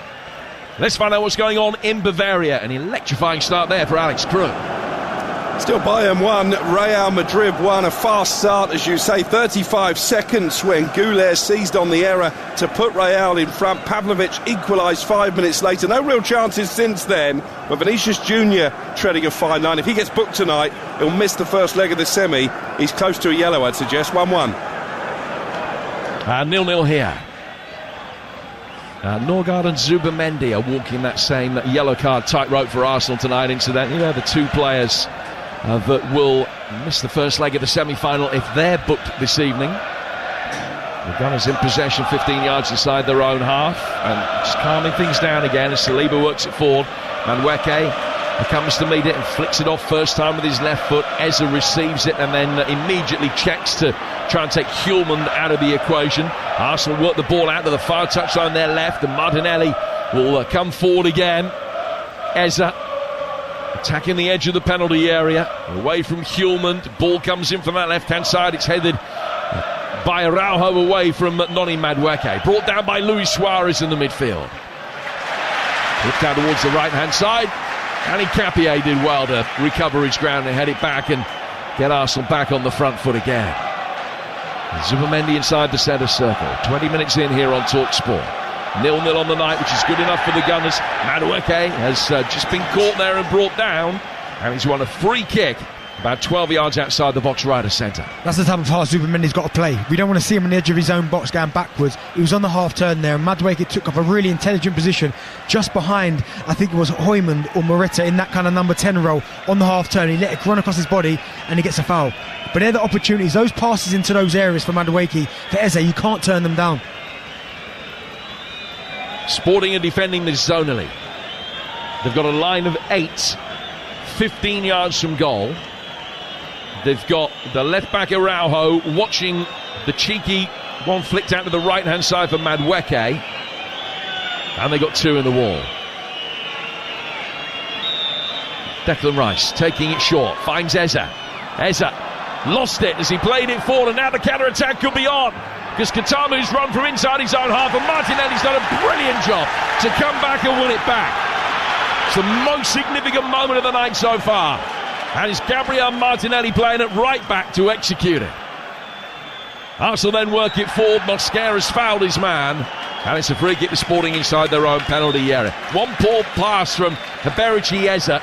It was a 2 against 2 counter-attack from inside their own half for Sporting, and Martinelli made a run like his life depended on it, and it was an immaculately timed challenge to win it back. He was the right man in the right position, because I'm not too many sure who else could have caught him in that scenario. We know how quick Martinelli is, and he absolutely gives it everything, and at first it might have been a foul, but he manages to time his tackle, get his body in. It's really well worked, and I can understand from that situation, because Declan Rice with that free kick, it's a little bit too central, so there's no real angle to really put the ball in, and Eze was on his own. The idea was to take have a touch and have a shot, but it just didn't quite happen for him. But great tracking from Martinelli. Midway through the first half then, Darren, what have you made of it so far? Has it transpired as you thought it would? Well, yeah, Arsenal have started off really well. Certainly for maybe the last 5 to 6 minutes, you'd say Sporting have maybe got more of a foothold into it, and they're now kind of trying to win the ball high back up from Arsenal. From Arsenal's perspective, every single time they're in Sporting's half and they play quickly and with energy, and they get on the half turn and they play the ball forward, they're causing Sporting problems without actually testing the goalkeeper yet. But when they do that, they just look a lot more threatening. There's been a foul on Pedro Gonçalves, and a free kick has actually been given, I think, Arsenal's way for 2 or 3 challenges in that same move. The first one, Hulman with hands right in the back of Declan Rice. That's what the referee's given the free kick for. Pedro Gonçalves ended up on the deck. Did score against Arsenal in the Europa League 3 years ago. Player who began his career at Wolves, for whom he made one League Cup appearance, and that was it. Would never have guessed then that he would be able to score 100 goals for Sporting. It's a milestone that he's about to reach. He's not quite there yet, hat-trick sure. But they've come at a good rate when you consider he's a winger. He's had a fine career, Pedro Gonçalves. Trincao, another that has ended up at Sporting, having been at Molineux at one stage. Both involved tonight. Throw taken by Mosquera. Fall for Gyökeres. Now down towards Noni Madueke. Running forward, gliding past the first challenge, and the second one from Morita's fouled him. And this is a free kick in a better position. Not quite a shooting area, because it's a little bit too close to the edge of the box for the angle that it's at. It's near the corner. But there's a chance here to try and whip one in towards the far post. And Declan Rice, you would imagine, along with Barrichiesa, would be the two players standing over this. 0-0. Yeah, absolutely. They're now on this right-hand side. There's more of an angle now to put it into an area and let Arsenal go and attack it. The one before was too straight. It's too far out for a shot. You almost have to create the angle. This one here, in terms of putting the ball in the box, is the perfect position. Just outside the penalty box, you've got Declan Rice, you've got Madueke, left and right. Both got immaculate delivery. It's about can Gabriel, because he's always the target. Can he get that first contact on it? I think referee Letechier's done them a favour, because where he's put the spray is further away from the edge of the box than where the infringement was, by about 4 yards. So the angle's much better now than perhaps it should be. Noni Madueke standing over this has put his blue boot just behind the ball. He's taken 3 steps back. He's got the opportunity to knock it square for Declan Rice. He's clipping it in, left-footed, and the goalkeeper can claim it. Too much on it. Yeah, way too much. I can understand what he was trying to do, but that time there, the angle and the goalkeeper done really well to kind of come out, anticipate where it was going to drop, and it was a little bit too floaty, not enough pace on it. 25 minutes gone, 0-0. Hulman inside his own penalty area. Fall for Morita, hurriedly out towards Diomande. But one thing we did see last week that Sporting haven't shown us so far today is the range of passing from the two centre-halves, where they were frequently knocking long balls over the top. They were trying to isolate Ben White, and they were playing balls between White and Saliba on numerous occasions from centre-half at different angles last week. Haven't seen that so far this evening. So the goalkeeper plays it forward, and it's easily headed down by Rice, but straight to Diomande. Fall from him to Hulman. Back for Diomande again, and now Inacio on the edge of his own penalty area. Almost showed too much of that to Madueke. First touch was a poor one. Second one ended up being a tackle, and he just flicked it out towards the far touchline in time. The Sporting have regrouped well. Morita can bring it forward. Araujo, who had an effort tipped under the bar in the early stages last week, coming forward here and winning a corner. 0-0. Yeah, really good play there, and Mosquera again. I think that's why potentially he's been picked ahead of Ben White, because as you said there, Jim, certainly in that first leg they were targeting Ben White, putting balls in behind him, in between him and Saliba. But I think with Mosquera and the way that he can run, he's quick, he's intelligent in terms of his defending. Maybe that's why, and that was an opportunity there. Araujo trying to run Mosquera, too quick for him. First corner of the night, and Inacio, who can be dangerous attacking these, has made his way forward for it. We've taken on the Sporting left. Arsenal with everybody back inside their own penalty area, in towards the near post, looking for the flick on. It was too low a delivery to be really dangerous. Hulman helps it back on. Suarez trying to turn. Cleared though by the Arsenal back line. And straight into the Arsenal dugout for what will be a Sporting throw. We played 27 minutes. Luton have equalised at home to Northampton with the goal that would send the Cobblers down. If it stays that way, Walsh the man on target. It's Luton 1, Northampton 1, and still goalless in the other League 2 game between AFC Wimbledon and Stockport County. 1-1 in the other Champions League tie tonight. So Bayern still going through at the moment. Arsenal going through in this one. They've got possession inside the centre circle. Madueke. There's maybe just a little bit on his heels. He did pick up the seconds very diligently there. Works it down towards Mosquera. Back behind square for Barrichiesa again. Referee takes evasive action as Eze knocks it square for Rice. Just had a jump over the ball. Gabriel Martinelli, who had a great start to his Champions League campaign with a stack of early goals and a critical assist last week. He's working it back through the midfield, getting it back in a more central area. Saliba to Mosquera again, near the right-hand touchline. Ball from him to Noni Madueke. Madueke for Saliba. Martinelli. Now to Rice. The referee getting in the way again. Ball back out towards Nkapie now. Good balance about this Arsenal back line tonight. Gabriel. As it comes to meet it and blocks it straight back at the feet of his number 6, and then turns and gets it for Zubamendi, making a good run, can't get a shot in, all fine Gyökeres, and it's hammered away from inside the 6-yard box. Quaresma with an important clearance for Sporting, puts it out of play for an Arsenal throw. That was better because they were really patient and then played an incisive killer ball when it mattered.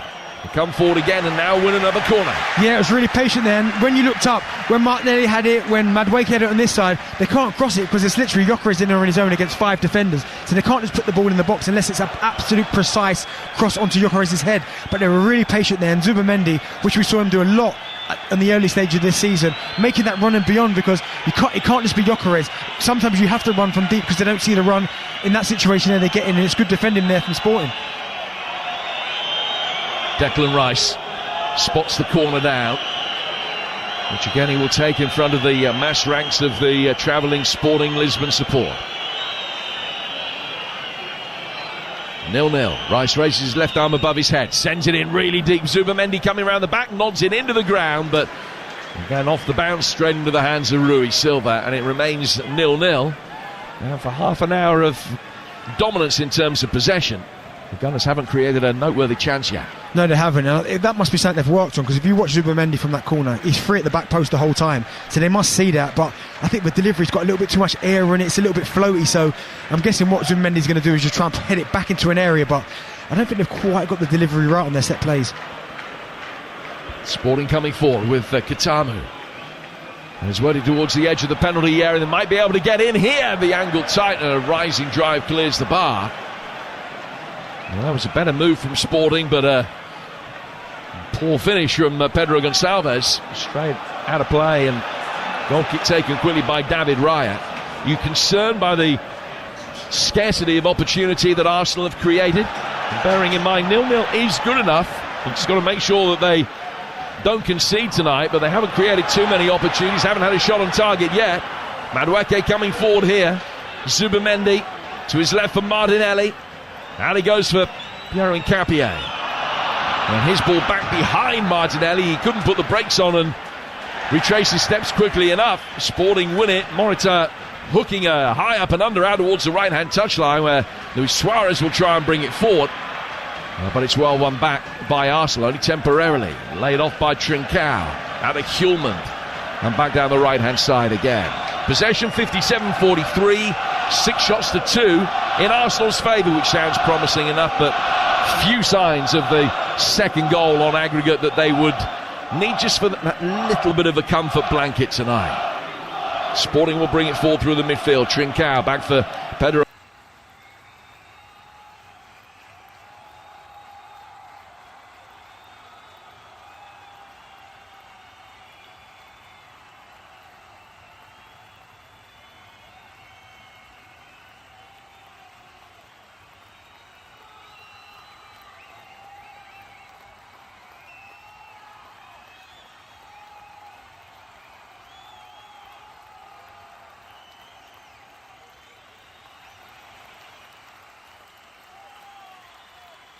Fist of his shirt, but good striker play there, because he hasn't seen much of the ball, Luis Suarez, certainly not in the areas that he'd probably like, but in situations like that, just getting your team up the pitch, taking a breather, good centre forward play.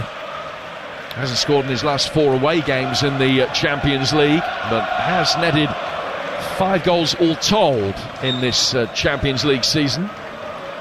Will he be able to get on the end of this set piece? Arsenal with 2 in the wall and everybody else back.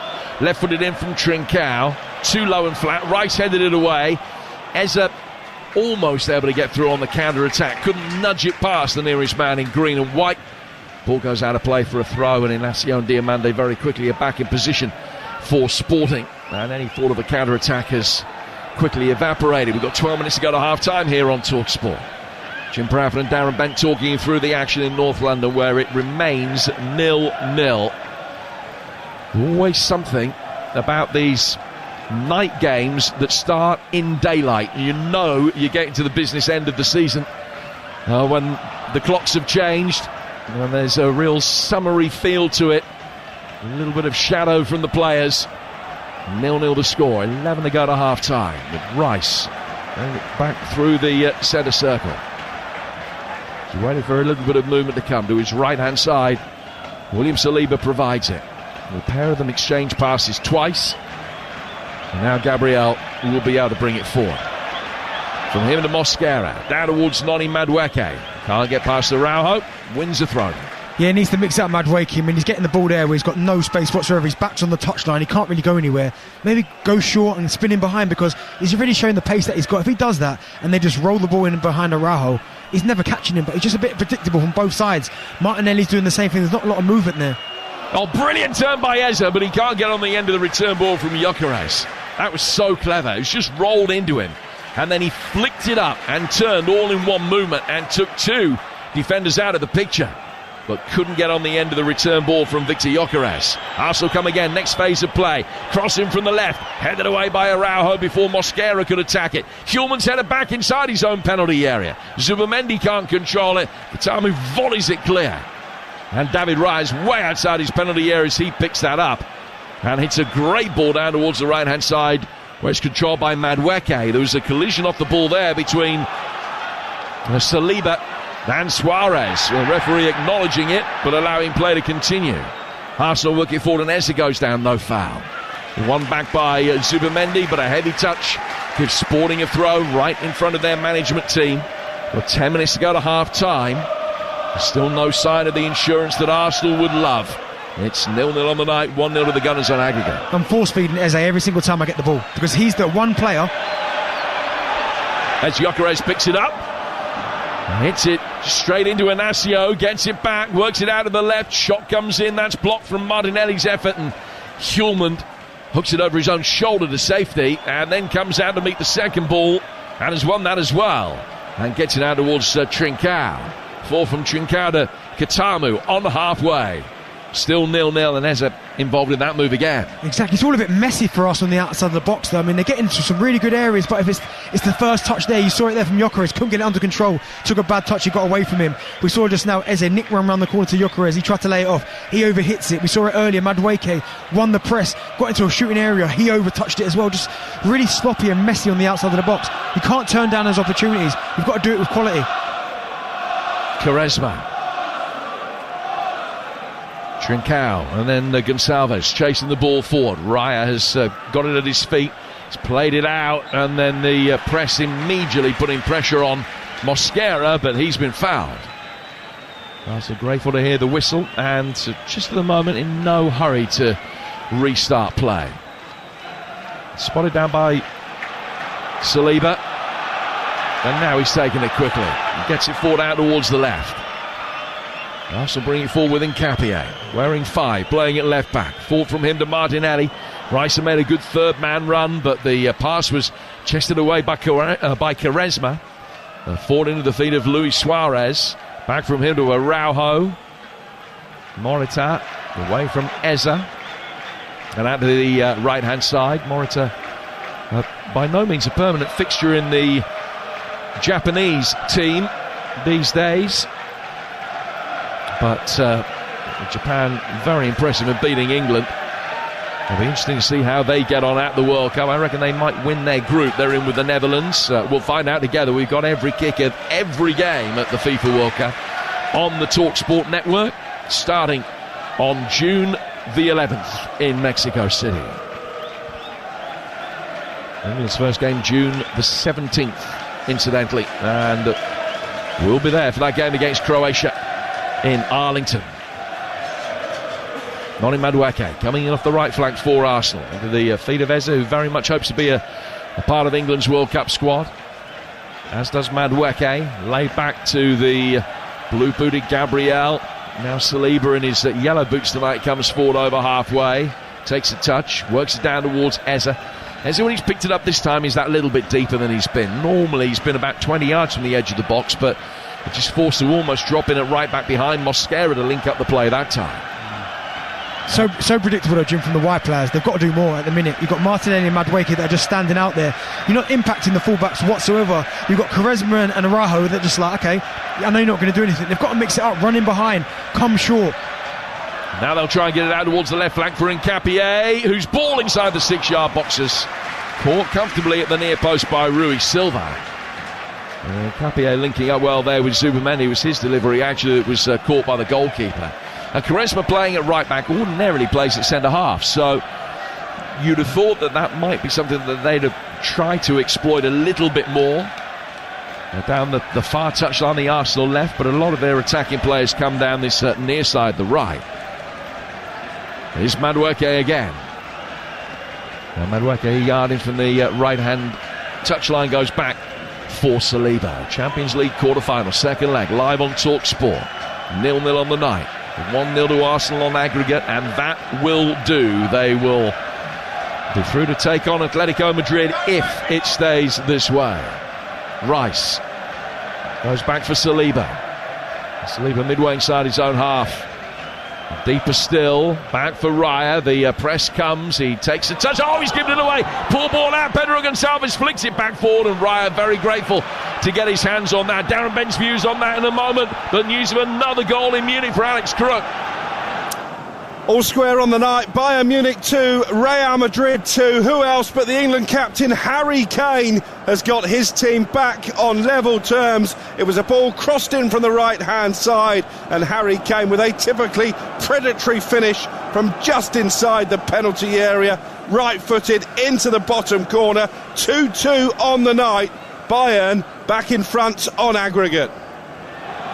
50th goal of the season for Kane in 42 games. Always bears repeating his Bayern Munich stats. 135 and 138 he's got for the club now. Wow. Arsenal have another corner, which is bent-like, I would suggest. Yeah, I wish. I wish. Marcus Bent. A corner to be taken on the Arsenal right. Noni Madueke to fire this in. It's Arsenal's third corner of the night. It's 0-0. Raises his arm, now hits it in, left-footed, goalkeeper punches it clear, strong left fist to that, back over the top from Eza, volley clear by Araujo from inside his own penalty area.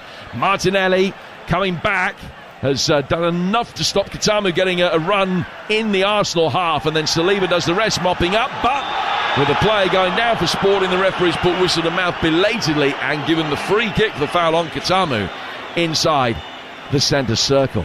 Let's go back to that incident, David Raya with a poor ball out from the back that he's passed straight to Pedro Gonçalves that they couldn't make the most of. That Sporting press threatening to cause problems. Exactly, and Arsenal causing their own problems again. I mean, if there's a pass to go forward, go forward. Stop playing around at the back. We've seen it before a couple of times this half. It's gone back to David Raya there, and he almost gets punished. If it's a 50-50, just go a bit longer. There's no harm or shame in putting the ball forward. We've seen one of Arsenal's best moments with David Raya just hit an area. Madueke got his body in, and Gyökeres had a shot on goal. I know he missed the target, but limit the risk. And at the minute, when you play like that, that puts the fans on edge, that puts the other players on edge, and it gives Sporting that little bit more confidence. Only one shot on target so far for Arsenal. Are you perturbed by that? A little bit, yeah, because there seems to be a real lack of quality on the outside of the box, in and around the box, whether it be the touch, the shot, the composure. There's a real lack of it. I know confidence is a big thing, but if they want to get through this tie, they're going to have to show a little bit more than that. Hjulman trying to get away from Rice. Goes out of the right-hand side for Quaresma, whose ball fall down towards Katamu. It's clipped out the line for Luis Suarez. It's a good ball as well. Suarez trying to cut inside to the edge of the penalty area, setting it up for Trincao. Down to the left-hand side for Araujo. Araujo trying to get round his man, chips it in towards the far post, and it's volleyed back off the outside of the left-hand post to safety. That was close. That was really close, and they worked it really, really well, Sporting. They recycled the ball because it started on that right-hand side, and it comes all the way out on the left. It's a lovely cross to the back post from Araujo, I think it is. And then I think it's what, Katamu, he comes at the back post, but he almost smashes it with his left foot, which is probably the wrong technique. I mean, he nearly executes it, but it's the outside of his left foot from that right-hand side. He cuts across it, and it just clips the outside of a post. Hit the left-hand post and spun wide. Arsenal survived, but just that little shot across the bows. A timely reminder that the lead could be fragile. It's only going to take one moment of inspiration from the visitors here. And the Emirates will be decidedly nervous. 0-0 it remains on the night. Here's Trincao. Pedro Gonçalves back to his former Wolves teammate. Cleared though by Arsenal. Martinelli bringing it forward. Quaresma's in the way. Flicks it right-footed. Played forward through the midfield again. Morita. Katamu. 90 seconds to go to half-time. News of another goal in Munich in a moment with Diomande bringing the ball forward.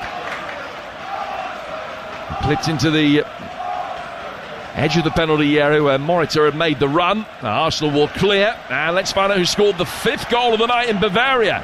Crookie. What a game this is. Bayern Munich 2, Real Madrid 3. Anything Harry Kane can do at one end, Kylian Mbappe can do at the other. It's Mbappe who scored it, but great work down the left-hand side from Vinicius Jr. Cuts it back for his teammate, and he side-foots it beyond Neuer. Bayern 2, Real 3, 4-4 on aggregate. Well, that's Mbappe's 40th goal of the season. So Kane's hit 50 and Mbappe's hit 40 tonight. 3-2 to Real Madrid. Well, defence is on top. Yeah, absolutely. Masterclass in Bavaria. The ball not forward. Defence is on top here. 20 seconds to go to half-time. 0-0. Good turn by Pedro Gonçalves. Closest that either side have come to score in that effort from Katamu that hit the left-hand post a couple of minutes ago. Arsenal win a free kick inside their own half. Taken in the right-back position quickly. Mosquera to Zubamendi. Zubamendi through the midfield. We're into 1 minute of added time at the end of this first half. The Gunners in possession, in it. And Saliba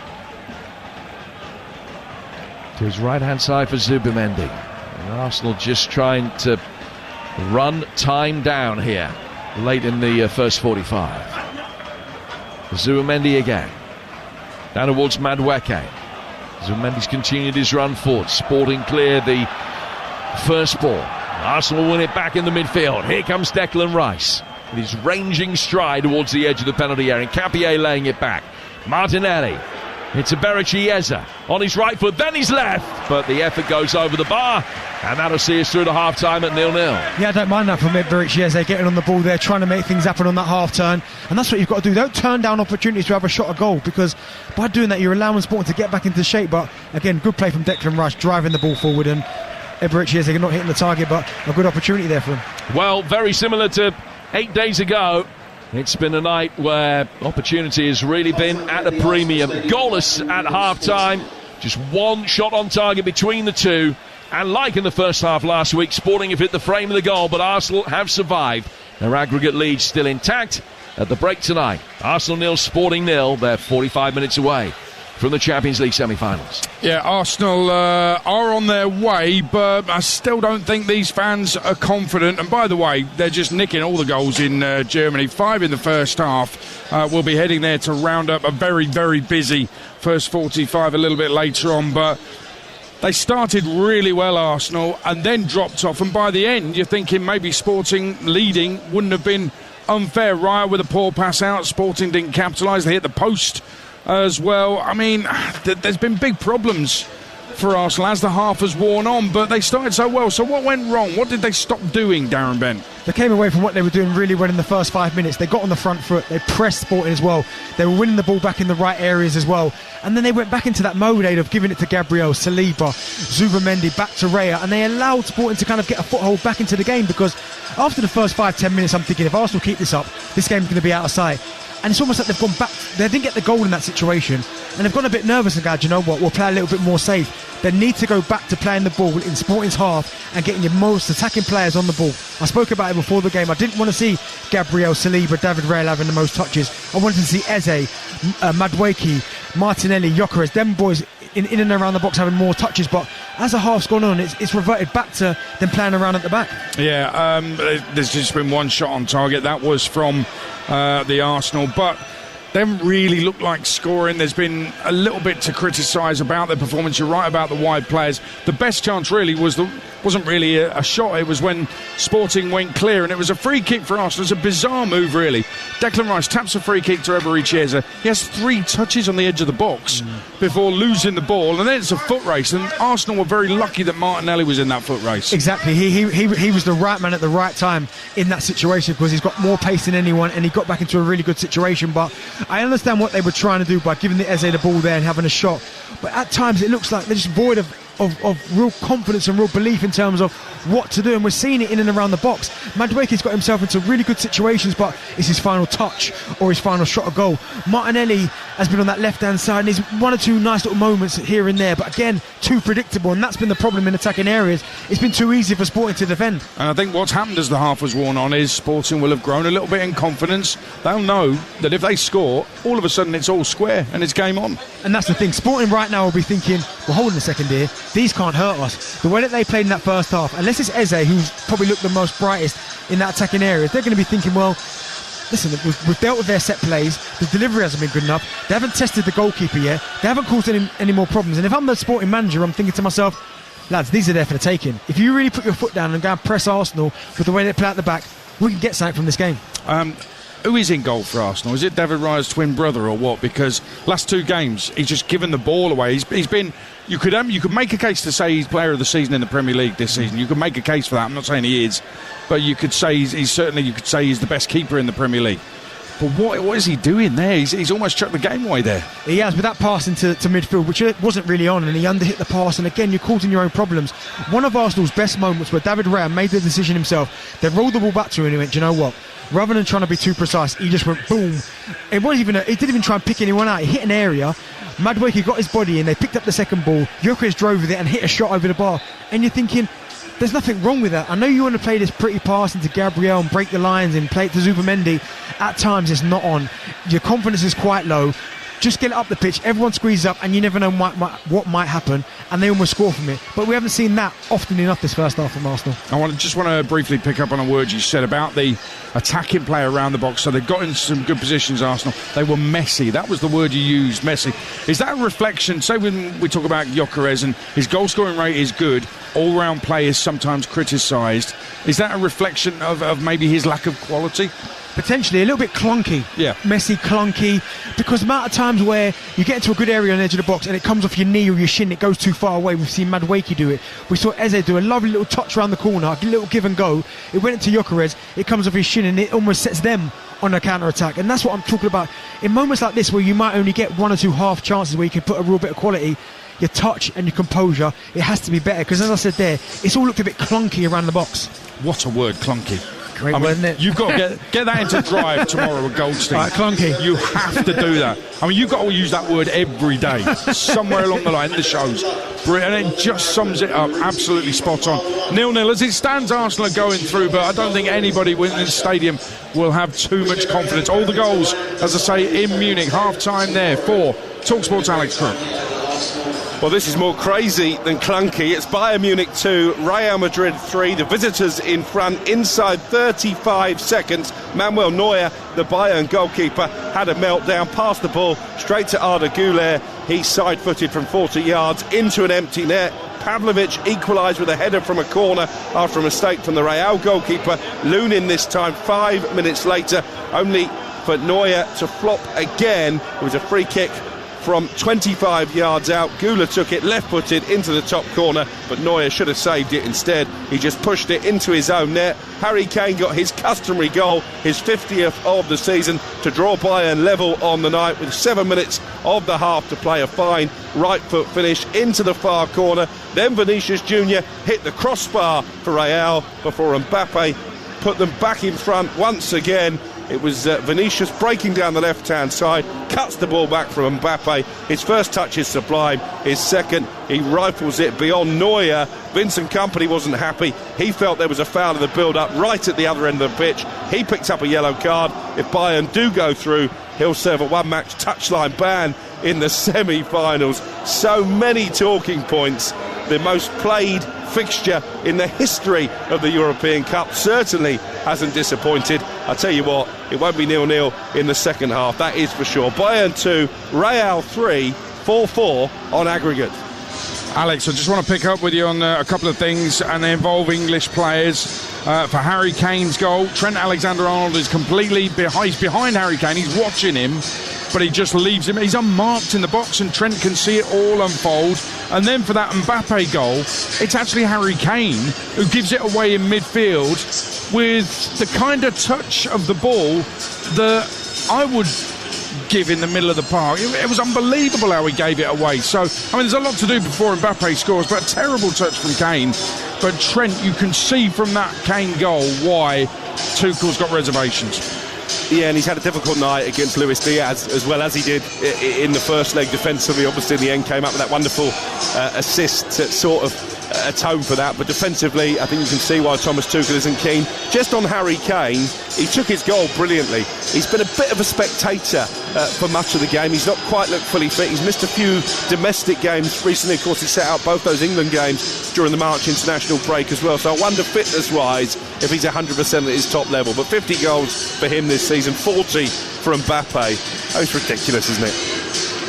Yeah, it is. It will be even more ridiculous if he's not fit for the World Cup. I can't even contemplate that at this moment in time. So 3-2 to Real Madrid on the night, 4-4 on aggregate, and a second half to come. We'll keep you in touch on TalkSport. League One, second half's well underway. Wimbledon 0, Stockport 0, and Luton 1, Northampton 1. If it stays like that, Northampton will be relegated. You're listening to the Champions League live on TalkSport with Enterprise Rent-A-Car. Here for it. Book now at enterprise.co.uk. Kickoff on TalkSport with Ladbrokes. 18+ gambleaware.org. You probably weren't thinking about retirement when you met the love of your life, or when you realised they actually weren't, or when you swapped the family home for a cosy cottage for one, or when you decided to start a business in your 50s and Rex the rescue puppy became the new love of your life. For the life we live. Standard Life. Phoenix Life Limited, trading as Standard Life. For full details, visit standardlife.co.uk. Next. Hi, just these, thanks. Do you do cashback? Just need to check you're not a robot first. New security policy. Okay. How many traffic lights can you see out the window? Oh, 2? No, that's wrong. Right, well, obviously I'm not a robot. That's what a robot would say. What a load of malarkey. Smarty keeps things simple, like 80 gigabytes for £10, and on a rolling monthly SIM plan, you're free to leave any time. Less malarkey, more Smarty. Search Smarty Mobile. Sport. It's in your DNA. And at SpreadX Sports, we want you to gamble responsibly. Set sportsbook deposit limits to help stay in control of your spending. Use our handy fixed odds timeout feature, which allows you to take a break when you need it. At SpreadX Sports, our safer gambling tools are designed to let you play within your limits and gamble responsibly. Visit spreadx.com/DNA. SpreadX Sports. It's in our DNA. 18+ gambleaware.org. Yesterday, I was watching Paradise when the president was found super glued to his other half. Meredith Grey had to separate them. In the Cotswolds. Oh, all these TV execs are having sordid affairs with King James II, lovely beard, who's being seduced by an assassin, calls himself the Jackal. Convincing disguises. Disney Plus and Sky are now together in one subscription. So, that's this evening sorted. Sky, believe in better. Requires Sky Stream and Sky Ultimate TV subscription. Includes Disney Plus, standard with ads. 18+. On average, Rift Tax refunds get their customers $3,000 back. Search Rift Tax refunds today. And you'll join us for the Coral Scottish Grand National, and the racing fans are air for it. As always, the Highland Historic are here, still reminiscing about that iconic Red Rum win. There's the Tartan Titans, Kilts, Sporrans the lot, splendid. And finally, the local loyalists. If there's a Scottish jockey or trainer, form goes out the window. Whatever kind of racing fan you are, don't miss the Coral Daily Download. Every morning from 6 on TalkSport with Coral. We're here for the Coral Scottish Grand National. T's and C's apply. 18+ gambleaware.org. Champions League live on TalkSport with Enterprise Rent-A-Car. Here for it. Book now at enterprise.co.uk. Initiate adrenaline pumps. Kickoff live on TalkSport. Going to keep you in touch with all the goals as they go in, and there's been plenty of them in Munich. 4-4 on aggregate as it stands between Bayern and Real Madrid. But in terms of the game here at the Emirates, we're waiting for goals. Let's get the half-time odds with Ladbrokes. Odds update on TalkSport with Ladbrokes. Bet on this season's Champions League action live tonight. Visit ladbrokes.com. 18plusgambleaware.org. So half-time 0-0, Arsenal 1-up on aggregate. Arsenal are evens to win on the night. The draw 17-10, Sporting are 18-5. Arsenal are 14-1 on to qualify for the semi-finals. Sporting are 13-2. That's the latest odds with Ladbrokes. 18 plus. BigGambleAware.org. Odds update on Talk Sport with Ladbrokes. Bet on this season's Champions League action live tonight. Visit ladbrokes.com. 18plusgambleaware.org. Tomorrow night it's Europa League quarter-final second legs. Forest against Porto is on Talk Sport, and it's Villa Bologna on Talk Sport 2. But second half coming up here at the Emirates. Arsenal 0, Sporting 0. The Gunners 1-0 up. This game brought to you in partnership with TNT Sports, the home of European football. EFL story breaking tonight about Sheffield Wednesday. Our chief football correspondent Alex Crook taking a breather from the goals in Munich. What do you know about this Sheffield Wednesday story, Alex Crook? Yeah, not good news, Adrian, I'm afraid, as far as Sheffield Wednesday fans are concerned. They've had their fair deal of bad news, haven't they, over the last couple of years. We know that there is a preferred bidder in the shape of the Arise Capital Partners, a consortium led by businessman David Stork.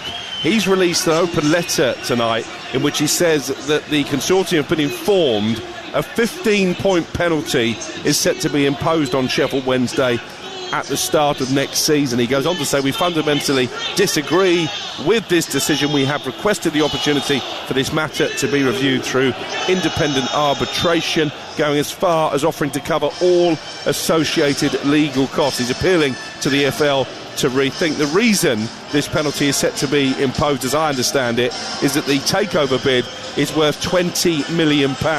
That means that unsecured creditors will get 6 pence in the pound.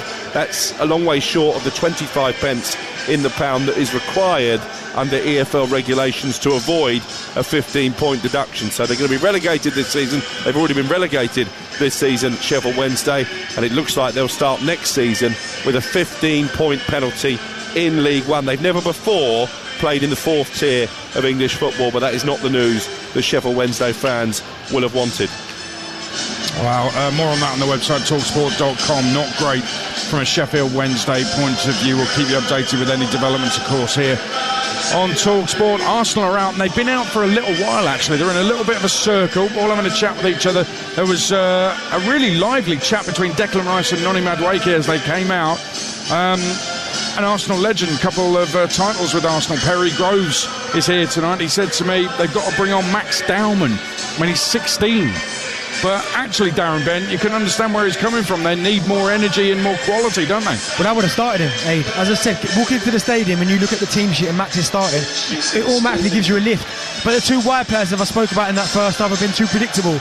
Haven't really showed any energy, no real kind of endeavour in terms of mixing their game up, going short, going in behind.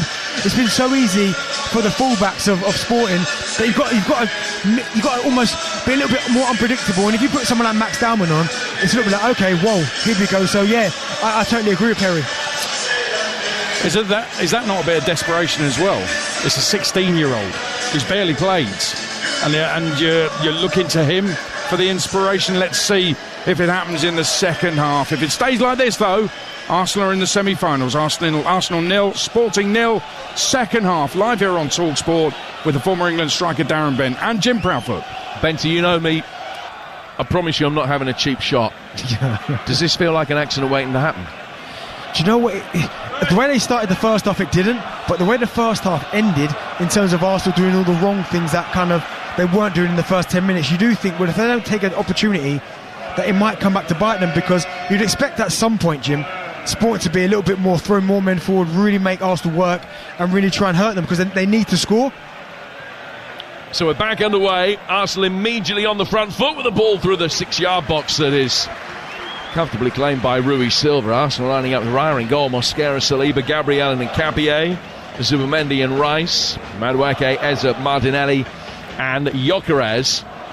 Sporting, Rui Silva in goal, Quaresma, Diamande, Inacio and Araujo, Hjulmand and Morita, Getamu, Trincao and Pedro Gonçalves and Suarez leading the line. This game brought to you in association with TNT Sports, the home of European football. A minute into the second half. And 0-0 on the night. 1-0 to Arsenal on aggregate. Sporting, if you're just joining us, hit the post in that first half. Gyökeres with the ball across the edge of the 6-yard box, but not what was needed. That precise moment in time, Sporting can bring it away, and they'll get it forward quickly. Kitamu making a run, a darting run, which has taken both the centre-halves with him. The ball was played back instead towards Hjulmand. And now Diomande coming forward. And the Sporting centre-half goes forward towards Kitamu. Suarez drifting out towards the right flank. Poor ball laid back behind Kitamu, but he's still able to pick up possession. Clever little step over from Trincao near the edge of the penalty area. Hjulmand trying to recycle it. And he comes down for Kitamu again. Jenny Kitamu yard in off the right-hand touchline. Josh Stokes has given Stockport the lead at Wimbledon, which is of real significance at both ends of the table in League One, as Sporting get on the front foot here with a right-footed effort across the face of Raya's goal, and he was at full stretch. I think it went wide by some distance in the end. But the first meaningful opportunity of the second half again goes the way of Sporting. It's 0-0. Yeah, Rajo with a really good run there, and he cut inside there, and he almost, I was thinking there, will Mosquera dangle a leg out. It doesn't. He does well to kind of get his foot out of the way, but again he uses the wrong technique, and rather than trying to bend it into that far corner, he almost smashes it, and from that kind of distance on that left hand side, it's always going to go away from goal. So wrong technique, but again, good play from Sporting. Hjulmand getting it forward, Rice returning it down on the Arsenal left. Ball knocked away and out for a throw that will be taken by Martinelli. And forward into the edge of the penalty area. Gyökeres, I think, claiming with some justification that he was being manhandled there by Diomande. Sporting get it forward towards halfway, and then Gabriel visibly furious with himself at his inability to find a man in a red and white shirt. Ball played out towards the left-hand side of the penalty area by the goalkeeper. And Araujo will hit a long ball forward here for Gonçalves' run. Gabriel's done really well to deal with that. Then he saw a midfielder coming. He just flicked it up over his head.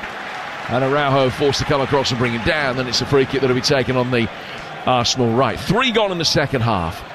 If Sporting were to score first, what psychological effect would that have on the players? What psychological effect would that have on the crowd here, do you think? Well, all of a sudden it becomes pretty tense in there then if Sporting score first, because you start thinking, with what Arsenal have created so far, you then start wondering, well, can they actually create anything? Because they've got themselves in some nice areas, but haven't worked the goalkeeper nowhere near enough in this game so far. So I think for Arsenal, as long as it's like this, at some point Sporting are going to throw everything at it, and that's where you pick them off, but you've got to create more. Here's Eza from a free kick which was just worked square by Rice. Back to Eza and now Madueke. Berici, Eza from distance. That was close. That was close. Arsenal's best moment of the game, as it came for Eza near the edge of the box, and he put his right foot through it with a dipping effort that took a bounce and just spun wide of Rui Silva's post. And he had that moment of brilliance against Leverkusen earlier in this Champions League campaign here, and he's very nearly able to replicate it there. Yeah, he looks like the one that if Arsenal are going to have a breakthrough, he's going to be at the heart of it. Getting on the half turn, then again, I mean, to beat the goalkeeper from there, would have took some doing, but he almost shoots / puts it into a really good area, and it bounces just past that far post on the left hand side. But again, he's the one who's showing the real quality and trying to grab this game by the scruff of the neck. Made his comeback from injury for the last 40 minutes of the game against Bournemouth on Saturday. Back in the starting lineup today. It's his first ever European campaign, his first ever quarter-final in Europe. Here's Declan Rice, who has lifted European silverware in the past. He's got the ball at his feet as he just drops deep and splits the two centre-halves, and he was a little bit frustrated at the lack of players showing for him upfield as he tried to bring it out from the back, so he went deeper, played it out towards Martinelli, shuffling forward up the left-hand touchline. Quaresma watching him every step of the way. Martinelli's ball down towards the corner flag, and Capia with a clever back heel, and then Martinelli trying to make his way forward, wins the corner, the first of the second half on the Arsenal left. Yeah, and Capia does really well there, because Martinelli gives him a horrible pass. He almost waits till he's marked by two players and then passes him the ball rather than giving it to him early, but Capia manages to get his body between the defender and the ball there and just nick it off. I think it was at the centre, I think it was Diomande, just at the last moment to earn the corner. So it's a corner that Rice will come across to take. Moments earlier in this season where a really good opportunity from this kind of situation almost felt an inevitability. Doesn't so much now. Can Rice get the delivery right? It's a good one, swung in viciously. Well claimed by Rui Silva. That's been his best delivery from the corner quadrant so far tonight, but it ends up in the hands of the goalkeeper with 6 minutes into the second half. Nothing's changed at the beginning of the second period, really. Still 0-0. No, it hasn't. They're still quite good. I don't think they've got that delivery right at all at the minute. I mean, the goalkeeper every single time he's coming, he's claiming it. Usually they drop it just above him, but at the minute it's going to his hands, and he's done really well, to be fair. He's dealt with the corners really well on free kicks, but Arsenal just quite haven't got that free kick right yet. Suarez made a good run forward. That forced Gabriel to retreat quickly. A cushion header drops through the midfield.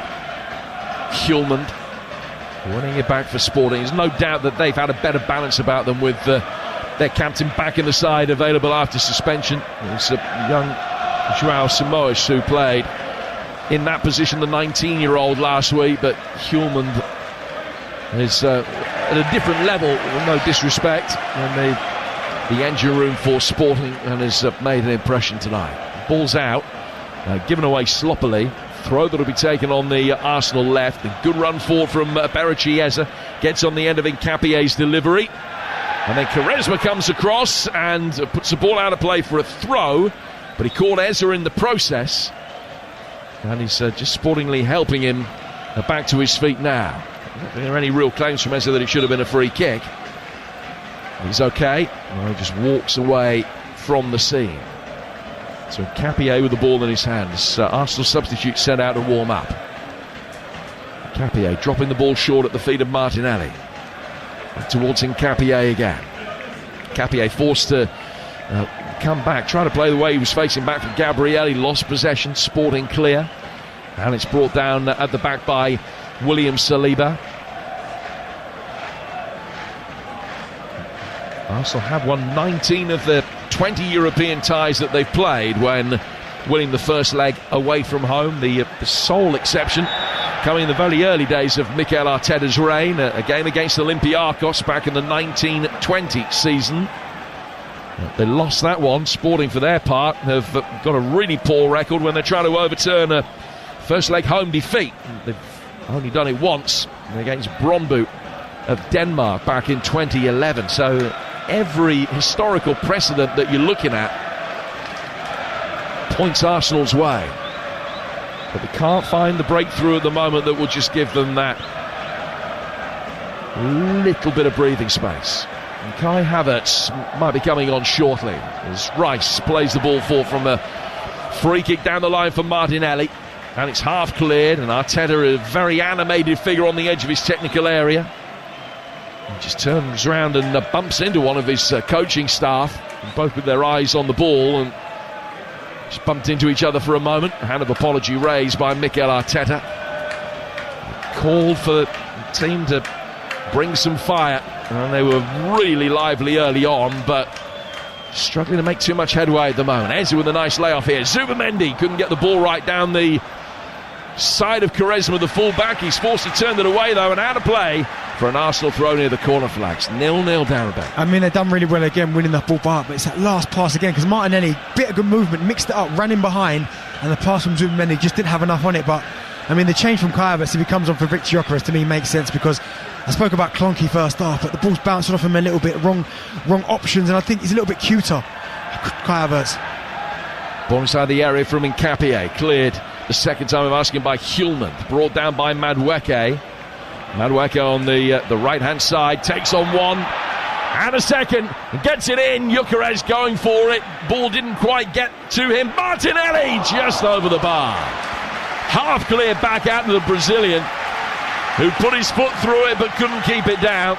Out of play for a goal kick. Here comes the change, and it is Havertz for Gyökeres. Yeah, to me it makes sense. As I said, you need somebody who can take the ball in, touches in and around the box there, but it was good for Madueke finally going at the fullback, going past him, getting into a really dangerous area, and then Martinelli dropped forward into him just inside the penalty box, and he couldn't keep the attempt on goal down, but well worked for Madueke.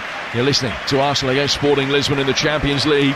It's live on TalkSport with Enterprise Rent-A-Car. Whatever it is, they're here for it. 11 minutes gone, second half, 0-0, change made, Havertz on for Gyökeres. Spano has been going on in the early stages of the other Champions League quarter-final tonight. An absolute barnstorming game for Alex Crook. Sure is. 7 minutes into the second half. Bayern 2, Real 3. Bayern have had a couple of chances since the restart. Luis Diaz with a shot deflected wide from the corner. Upamecano heading wide. 3-2 to Real, 4-4 on aggregate. Ball just coming through the penalty area after Sporting playing out from the back gave it away. A half chance for Noni Madueke, maybe a little bit more than a half chance, but off balance he's only rifled a left-footed effort into the side netting. Do you know what? He took too long, Jim. He done the first part really well. He worked the angle, he went across the box, but there was a moment about a second before where if he pulls the trigger, he's got a better angle and a better strike on goal, but he took that extra touch which took him even further away from goal, and by the time he struck it he was going away from goal and he hits the side netting. But again, the last couple of minutes for Madueke, really positive, going at the fullback, winning the ball high up and having another attempt on goal. Much longer clearance from Rui Silva, headed back by Gabriel, brought down here by Kai Havertz, man for the big occasion in the Champions League in the past, scored the winner in the final, of course, back in his Chelsea days, and it was his goal that has put Arsenal in the box seat tonight. That goal that he scored 8 days ago in the closing moments in Lisbon. Sliding challenge from Gabriel. Nkapie back for Rice. Nkapie chipping it forward up the left-hand touchline. Havertz trying to come from out to in but didn't get the ball. Hjulmand with good control brought it down. Eza, and then Hjulmand was in there leaning into him with a strong arm. Referee says play on. Zubamendi's got it and side foots it forward here for Mosquera. Out towards Madueke. Mosquera's continued his run forward here from right back, and Madueke was easily crowded out of it by Araujo. It's a goal kick. Yeah, again, Madueke there, he's had a couple of moments of positivity, but then again, he gives the defender a chance. He starts wide, maybe come to feet now and then spinning behind, use that pace that you've shown the last couple of minutes, but Arsenal this last 5 minutes have been a lot better on the front foot. I think Kai Havertz will make a difference because I think the midfield players now will look and think if I lend it to Kai Havertz, he's technically good enough to hold on to it, bring others into play. So again, I do feel for you, Chris, because I thought his movement, certainly in the first half, was really good, but he didn't really get the service it probably required. But I think in a game like this, I think Kai Havertz will be much better suited in terms of the team selection. Not at his best at the weekend, Kai Havertz. And they're taken off early in the second half in that game against Bournemouth. Will he be able to make up for that tonight? Katamu with a really clever dummy, came to meet the ball and then just let it run past him and Nkapie. Quaresma coming forward from right back, feeds Trincao. 20 yards outside the penalty area, side-footing it forward. Danger for Arsenal here as Araujo played it in, but knocked away by the retreating Zubamendi. Comes back out for Gonzalo Inacio. And Inacio just side-footing it forward through the midfield for Trincao. Of course, the dynamic of this game, and you alluded to it earlier, Benty, at some stage, Sporting are going to have to come out and have more of a go. That might play into Arsenal's hands. Yeah, they're going to have to roll the dice at some point because they've been a little bit like Arsenal in terms of getting to some good areas, but not quite got the quality to really believe and open up Arsenal defensively. But as you said, they're at some point with the goal deficit that they're under, they're going to have to start throwing caution to the wind and start throwing men up the pitch. Stockport 2 up at Wimbledon in their game in hand in League One tonight. Sporting play it forward. Brought down well by Araujo. First time ball actually wasn't forthcoming from that left-hand side. Trincao taking it on instead, and might wish that he had played it in, and then having lost it, he hobbles away, just got caught. Arsenal on the counter-attack can bring it forward with Madueke. And Madueke ends up colliding with one of the opposition. I think it was Quaresma, and play goes on. Sporting can bring it forward now. Hjulmand on the left-hand side of the penalty area, and they've won a corner, which will be taken over on the left. There's an immediate inquiry from some of the Arsenal players asking referee Letechier why a free kick wasn't given Noni Madueke's way, but it will be a Sporting corner. First of the second half as we reach the hour mark at 0-0. But that comes from Madueke. He's got all that green grass in front of him. I mean, he's on the halfway line. He's quicker than anyone on the pitch. Just push it and go, but he tries to kind of come back on it as well. He takes a long time. Sporting win the ball back, and now they've earned themselves a corner. But in that scenario there, when Madueke the last 5 minutes has been dynamic, he's been electric, he's got forward. Don't turn down that opportunity to go at the fullback and go past him. Get the ball and run. I don't know whether there was a clash of knees with Pedro Gonçalves. He's still down hurt. The Arsenal medical staff only now are being given permission by the assistant referee over on the far touchline to come on and treat Noni Madueke, who's down holding his knee. Hopefully that is just an impact problem, knee on knee. I looked to saw one. Pedro Gonçalves was okay, but Madueke still down a good minute, 90 seconds after the actual collision happened. Yeah, you hope it's, as you said there, a collision more than an actual twist or a serious one. But again, now he's looked sharp his last 5 to 10 minutes there. I know in that situation he probably should have gone past the fullback, and he's probably thinking to himself now, if I'd have gone that way, then the corner is not given away. But Arsenal have got to defend this corner, and they've defended the set plays, to be honest, really well. And of course, if Madueke is unable to continue, you would imagine that Dowman would be the man that would come on to replace him. There'll be several thousand, maybe tens of thousands here at the Emirates, willing Mikel Arteta to give Dowman the opportunity to come on. And here he is. Listen to the ovation he's going to get, and that's just for him taking his training top off to expose the number 56 shirt. And Sporting will be exposed to Dowman very shortly for what will be the longest of his 3 Champions League appearances in his career to date. And he's going to be coming on for Imoni Madueke very shortly. And Madueke is sitting up on the halfway line, but there's absolutely no sense he's going to be able to continue. Being helped back to his feet now. I think he's going to be able to leave the field under his own steam rather than having to be stretched off. But last thing Arsenal need now, particularly with the Man City game coming up at the weekend, is yet another injury. Dowman for Madueke, 16-year-old with time to really make an impression, and his club need him.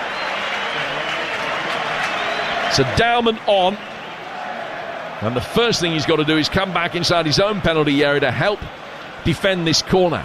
He's watching the ball not short of the edge of the penalty area for Trincao. Everyone else behind him involved in plenty of wrestling going on. Eza and Hulman both really at it. Ball in towards the near post. Little flick header at that near post. Came off Morita and goes out of play for a goal kick. Is this the night for Max Dowman? Raya taking a goal kick, and under pressure all he's done is chip it straight out of play for a Sporting throw 5 yards adrift of the edge of the penalty area. Panic is seeping in here. And if he'd have looked up the pitch, Dowman and Havertz were 2v1, and he's looked at it and he's not played it, and he's played a stupid kind of cross-field chip to Gabriel, which is overhit. And when you do moments like that, Jim, you're giving Sporting confidence to go, do you know what, they're a little bit nervous now, we can sense it. And at some point, as we spoke about, Sporting are going to start to commit more men forward. But situations like that, if you're David Raya, you experience, pull it up the pitch or hold on to it for a little bit longer, let Arsenal get forward and then go from there. Oh, the tension is emanating all around. This man might be able to do something about that. Dowman with the first chance to shine, has run forward. He's been caught. No foul. He's back on his feet.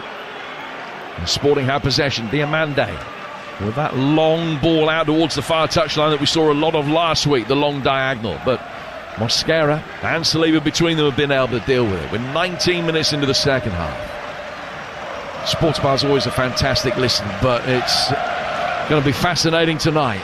It's not if you're an Arsenal fan or a Spurs fan right now. Oh. Sorry, I thought I'd add that bit in there as well. Just give it a bit of context. Benty. Don't sink to their level. Trincao played forward towards the edge of the penalty area. Comes down for Jenny Katamo. Katamo onto his left foot. Salah like as he tried to drift in from that right flank and work a shooting opportunity. He couldn't. Sporting win it back.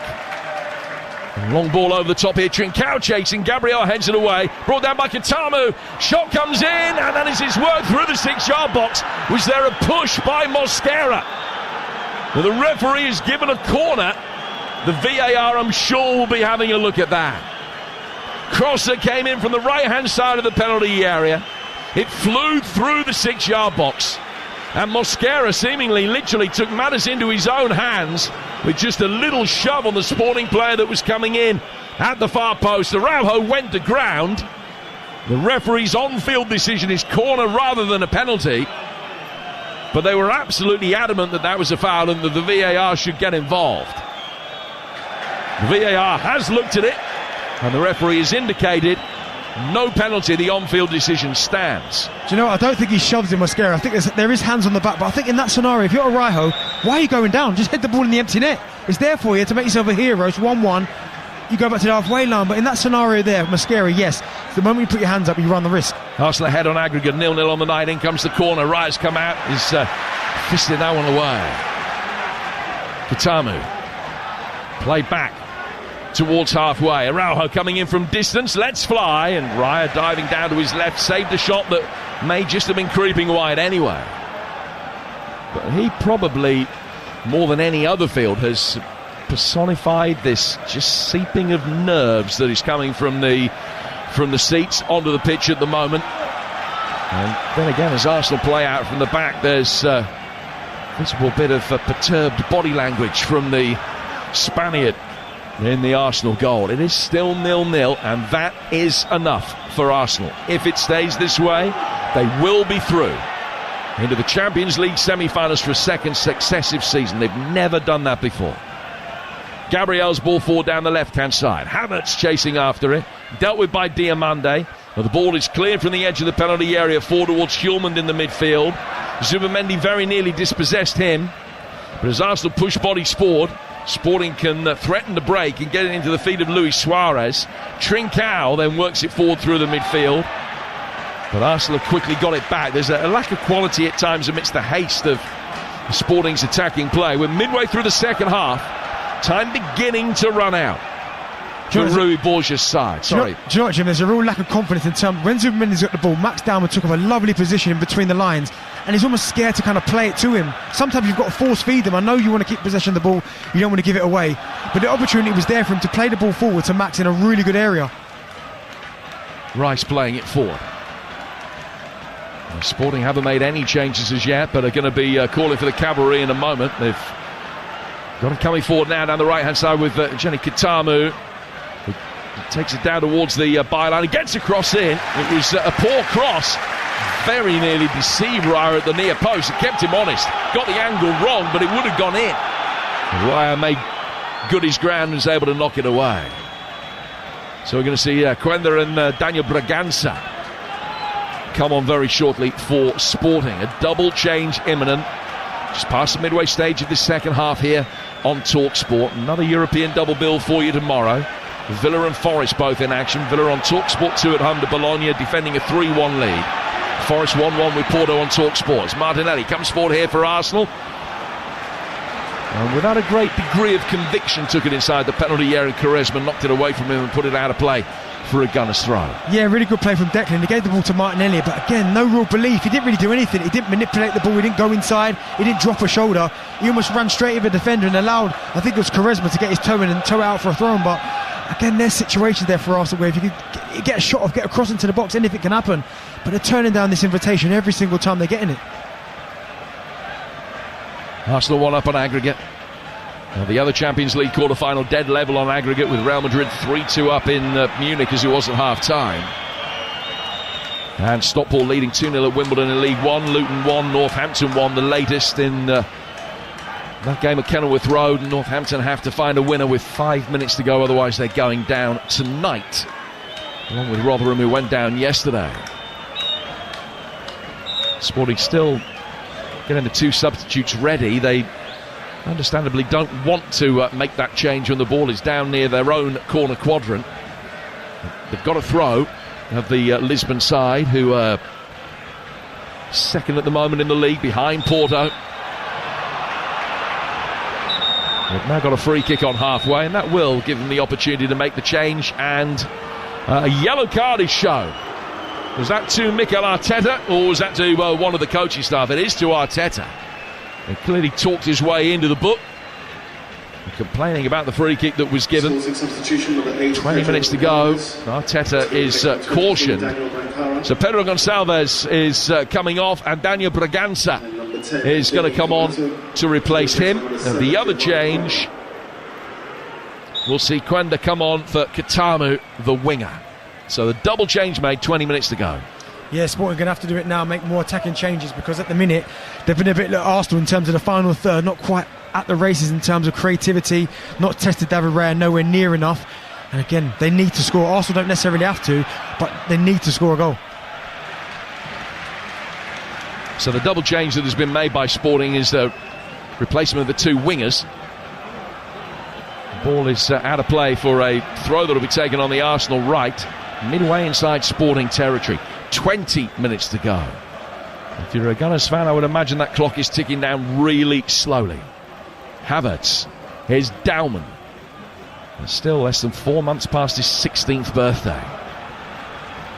Still a player so young that his age is measured in days as well as years.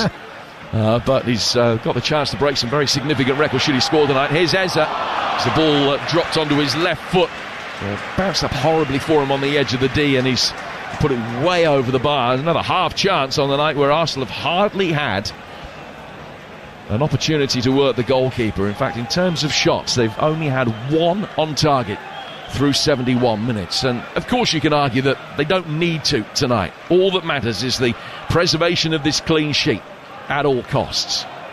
A week where a couple of draws for Arsenal, 2 0-0 draws, would be greeted with raptures, because it would mean progression in this competition and the maintenance of the gap at the top of the Premier League. This is a tough watch, as the first leg was. Arsenal fans biting your nails, I have no doubt, almost down to the quick. Kai Havertz has gone down, he's been fouled. Arteta's got to be really careful, because he was livid with that decision as well. Had he not got a yellow card for the first bit of dissent, I think his body language might just have got himself cautioned there. 0-0 with 18 minutes to go, and Northampton's stay in League One surely over. As Cal Naismith has just given Luton the lead. Luton 2, Northampton 1 with 4 minutes left. Eze for Arsenal, coming forward towards the edge of the penalty area. 0-0 on the night. That Havertz goal in Lisbon still the difference between the two sides here on TalkSport. Diamande for Sporting. Rui Borges will be happy that his side, going into the final 15 minutes or so, has still got more than a puncher's chance of being able to end this 100% Arsenal record here and get the goal that would take this to extra time. Exactly, yeah. Now, at the minute, they've still not kind of pushed more men. I thought they'd be a bit more on the front foot, trying to play more in Arsenal stuff. They're still kind of having this laboured kind of build-up from the back, where they kind of pass the ball across the back without really making Arsenal work. And at the minute, I'm expecting, as you said there, we'll come up to the 75th minute. At some point, they're going to have to go, do you know what? We're going to have to overcommit. If we concede another goal, but we have to try and get ourselves back into this game. Have possession on the far touchline on the left with Bragança. The winger getting it forward. Araujo trying to deliver a deflection on the cross. Drops it nicely into the hands of David Raya. Bowls it out quickly. 25,000 Arsenal fans shout man on at Mosquera, who didn't heed the cry in time. Hulman's won it back. It's played back to Gonzalo Inacio. Hulman turning, getting it forward. Through the midfield for Trincao, who neatly scoops it with the outside of the left boot down towards the right-hand side for Quenda. Back from the substitute to Quaresma. Kenda's got it again. Was he fouled by Nkapie? Nkapie thought he probably was. And then the referee's given the free kick the other way for a pull of Nkapie short. Martinelli couldn't believe his luck, tried to take it quickly, but took it from 10 yards too far forward. So the referee's told him to bring it back. And as a result of that, Sporting got everybody back behind the ball. In fact, the referee indicating that Sporting player made a back for Nkapie, and that's why the free kick was given. Ryan's going to take this free kick. 15 minutes to go. Benty, how are your nerves? No, I'm all right, but again, Arsenal going to have to, when they keep playing out the back, and I like what they've done here, because usually Gabriel would go back to David Raya, he'd go out to Saliba, but now they're going a bit more further forward, and I think Kai Havertz, he suits this. He's good in the air, he can hold the ball up as well. He's a real focal point for this Arsenal team as well, which is what they're going to try and do. 15 to go at 0-0. Havertz heading it square for Rice. Back down to Martinelli. Martinelli nudging it up the left-hand side, where Nkapie tries to find a way through, and Arsenal have got another corner. More substitutions in the offing with Simoes about to be brought on by Sporting, but a corner to Arsenal, which will be taken on the left-hand side. 0-0. Goal for the Gunners now, and it will feel like job done. 2-0 aggregate lead with 14 minutes of the second leg to go. It wouldn't quite be unassailable, but it would really knock the stuffing out of Sporting. Rice to take this corner, the fifth of the night. Preparing to take it, knock it in right-footed. Hits it deepest of the lot so far. Headed back down into the ground and has taken a touch off Braganza and out of play for another corner. Yeah, again, it's something they've worked on clearly, because every single corner from Declan has been right out to the back post. I think maybe they've isolated someone, on that back post, but still, for me, the delivery hasn't been quite what it was at the early part of the season. Dowman across to take this latest one. So it's going to be a left-footed in-swinger from the Arsenal right. Simone's getting his final instructions. Will be on at the next break in play for Sporting. Can Arsenal be ahead on the night by the time he makes his introduction? Usual signal from an Arsenal player. Arm raised, deep from Dowman! And it nearly crept inside the far post. Wouldn't have counted because the referee saw some pushing and shoving going on. I think a foul on the keeper. Well, it's going to be a free kick which Sporting will take inside their own penalty area. And João Simões will come on for Morita. So that's a straight swap in the heart of the midfield. Yeah, to get some more energy in there. I think Arsenal, certainly with Declan Rice and Eze still in there, Zubimendi controlling that midfield area, and I think Sporting now have got to mix it up. Again, more attack-minded midfield player as well, because they need to start making Arsenal work now, start making Arsenal defend. Jesus and Trossard are the two Arsenal players being readied here, with 13 minutes plus stoppage time to go. So Arsenal about 17 minutes of football away from a place in the last four of the Champions League.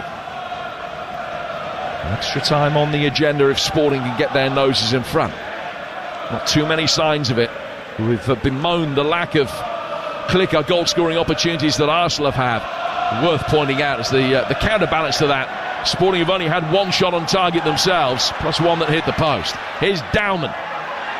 Turned away from two in the midfield. He thought he was fouled. Referee significantly didn't. And maybe justice was done as Quenda works it forward and puts it straight out of play. And the boos are aimed at the French referee Francois Letechier for not giving the golden boy a free kick there. Yeah, I thought it was a foul there. I thought he worked it really well, Max Dowman. A little nutmeg at first, and they're quite clearly pulling his shirt. I mean, he pulls his hair first and foremost. So, well, if he's pulled his hair, that's a red card. I mean, you look at the replay there. He certainly had a tug at his hair. So, I'm surprised VAR are not looking at that. Double change for Arsenal. Eze coming off. Martinelli coming off. And we're going to see Jesus and Trossard come on. While the changes are being made, let's find out who's the more likely to go through in the other quarter-final tonight. Alex Crook. Well, the goals have dried up in this second half. 15 to play. We are heading for extra time as it stands. But big saves at both ends. Lunin in the Real Madrid goal. Brilliantly finger-tipping over a curling effort from Michael Elise, and Manuel Neuer, who's had a mixed night. He made a sensational stop to keep out Kylian Mbappe's volley. Real Madrid still lead on the night, but it's 4-4 on aggregate. Mosquera plays the ball for us. A poor challenge coming in on the far side, right in front of the assistant referee, and a yellow card is shown. And Araujo not happy. It was a really poor challenge on Dowman. It just was the old-fashioned enforcer there as he went past the ball over the top, onto the top of the boot. You saw that in the first leg as well when Dowman came on. It was that Araujo said, you know what, I know this is the young kid on the block, but I'm not going to allow him to kind of take the mick out of me as well. And that situation there, he almost just left a little bit on Dowman. Little toe in from Mosquera to pass to Dowman, but again, Arsenal with a really good area, a chance to put the ball in the box, some real quality. You're listening to Arsenal Sporting Lisbon in the Champions League, live on TalkSport with Enterprise Rent-A-Car. Here for it. Book now at enterprise.co.uk. 10 to go, 0-0. Rice on the right-hand touchline, gives the signal, hits the ball in. It's taken a couple of touches on its way through, scramble on the edge of the 6-yard box, but not one that they could get in a position to capitalise on. Then Dowman takes over as it comes back out. Works it back down towards the corner flag. Recycles it brilliantly. Superb ball retention. Arsenal work it through the midfield. Rice with an overhit ball. Zubimendi got to it though. Nkapie chipping it forward to the edge of the box. Headed away by Quaresma. Brought down in the heart of the midfield by Simões, the recently arrived substitute. Dowman's won it back again. And gets away from the first challenge of Luis Suarez, then the second. And Trossard can bring it forward. Clipped in, taking a touch off Araujo, who's got to scamper back and has defended that really well. Just got to it, stop it going out of play for a corner, and backheeled it with ferocity. Trossard couldn't put the brakes on, the ball hit him. It's gone out of play for a goal kick. 9 to go, 0-0. Arsenal still 1 up on aggregate. Yeah, they are, and again, I'm shocked, Jim, that Sporting haven't tried to throw more men forward and not playing with any real urgency either. No patterns of play, no one running in behind, no movement. At the minute, it's quite comfortable defensively for Arsenal. Sports Bar follows us tonight. Jamie O'Hara and Jason Cundy taking your calls at the conclusion of this game. 103-717-22 3344, and then tomorrow morning, TalkSport Breakfast returns. Ali McCoist alongside Gabby. A busy day for Gabby, who's deputising for Benty on Drive today, and is back on Breakfast tomorrow morning with Big Al, ahead of his old club in quarter-final action tomorrow night in the Europa League quarter-final. Villa taking on Bologna, an 8 o'clock kickoff on TalkSport 2. Here on TalkSport, Forest against Porto, which is 1-1 from the first leg after an epic own goal. Got Nottingham Forest back into that tie. It'll be played to a conclusion tomorrow night, and that's live on TalkSport with the build-up starting at 7. 8 minutes to go in this one, and it's still 0-0 on the evening. 1-0 on aggregate. Arsenal bringing it forward. The Raya's long free kick, knocked on by Nkapie. Very busy movement from the greying-haired Trossard. Play back towards Gabriel. A little step over from Nkapie. Trossard didn't read that. And it's gone straight out of play for a goal kick. Yeah, I'm surprised Trossard didn't read that, because I could see from up here what he was going to do there. Nkapie took up a really intelligent position on this left-hand side, and Trossard made a really good run, and you could tell full well that he was going to over it. But Trossard put the brakes on, and it goes up for a goal kick. In League One, Northampton have been relegated. They've been beaten 2-1 at Luton. Stockport all but cement a playoff place after a 2-0 win at Wimbledon, who are still within touching distance of the League One relegation zone behind them. Those two have both finished now. 0-0 here. 3-2 to Real Madrid away to Bayern Munich, and that's 4-4 on aggregate. Arsenal get another corner, which Dowman will orchestrate over on the Gunners' right. Yeah, they worked it really well, because Sporting just couldn't get out. They pressed them, they kept him in that corner, and it's Dowman and Havertz, to be fair, that didn't allow Sporting to get out, and they've earned themselves another corner. Well, his last one was hitting with real swerve and ferocity. Can Dowman replicate that here? 4-step runner, really deep. Headed back in at the far post, and he's come back off the outside of the post from Trossard's header. They hadn't picked him up at all. The zonal marking just left him free. We've seen that all evening, that Arsenal have gone as deep as possible. It's a free header back across, and it's come back off the outside of the post. So both sides have hit the post now. Trossard to Rice. Back for Leandro Trossard again. Just a little step over from him. Zubamendi intelligently working it down towards Saliba.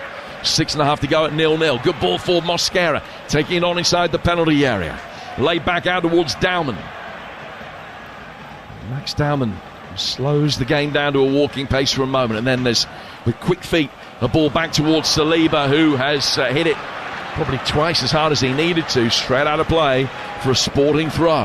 Yeah, Arsenal still getting to the edge of the box, and lack of ideas and lack of kind of determination to try and get themselves into an area to have a shot or that final pass or the cross. And Saliba there, he ends up knocking the ball out, a crossfield ball out of play from that right hand side over the way to this left, because he's unsure what to do, whether to cross it, whether to have a shot, whether to pass it forward. He's just unsure.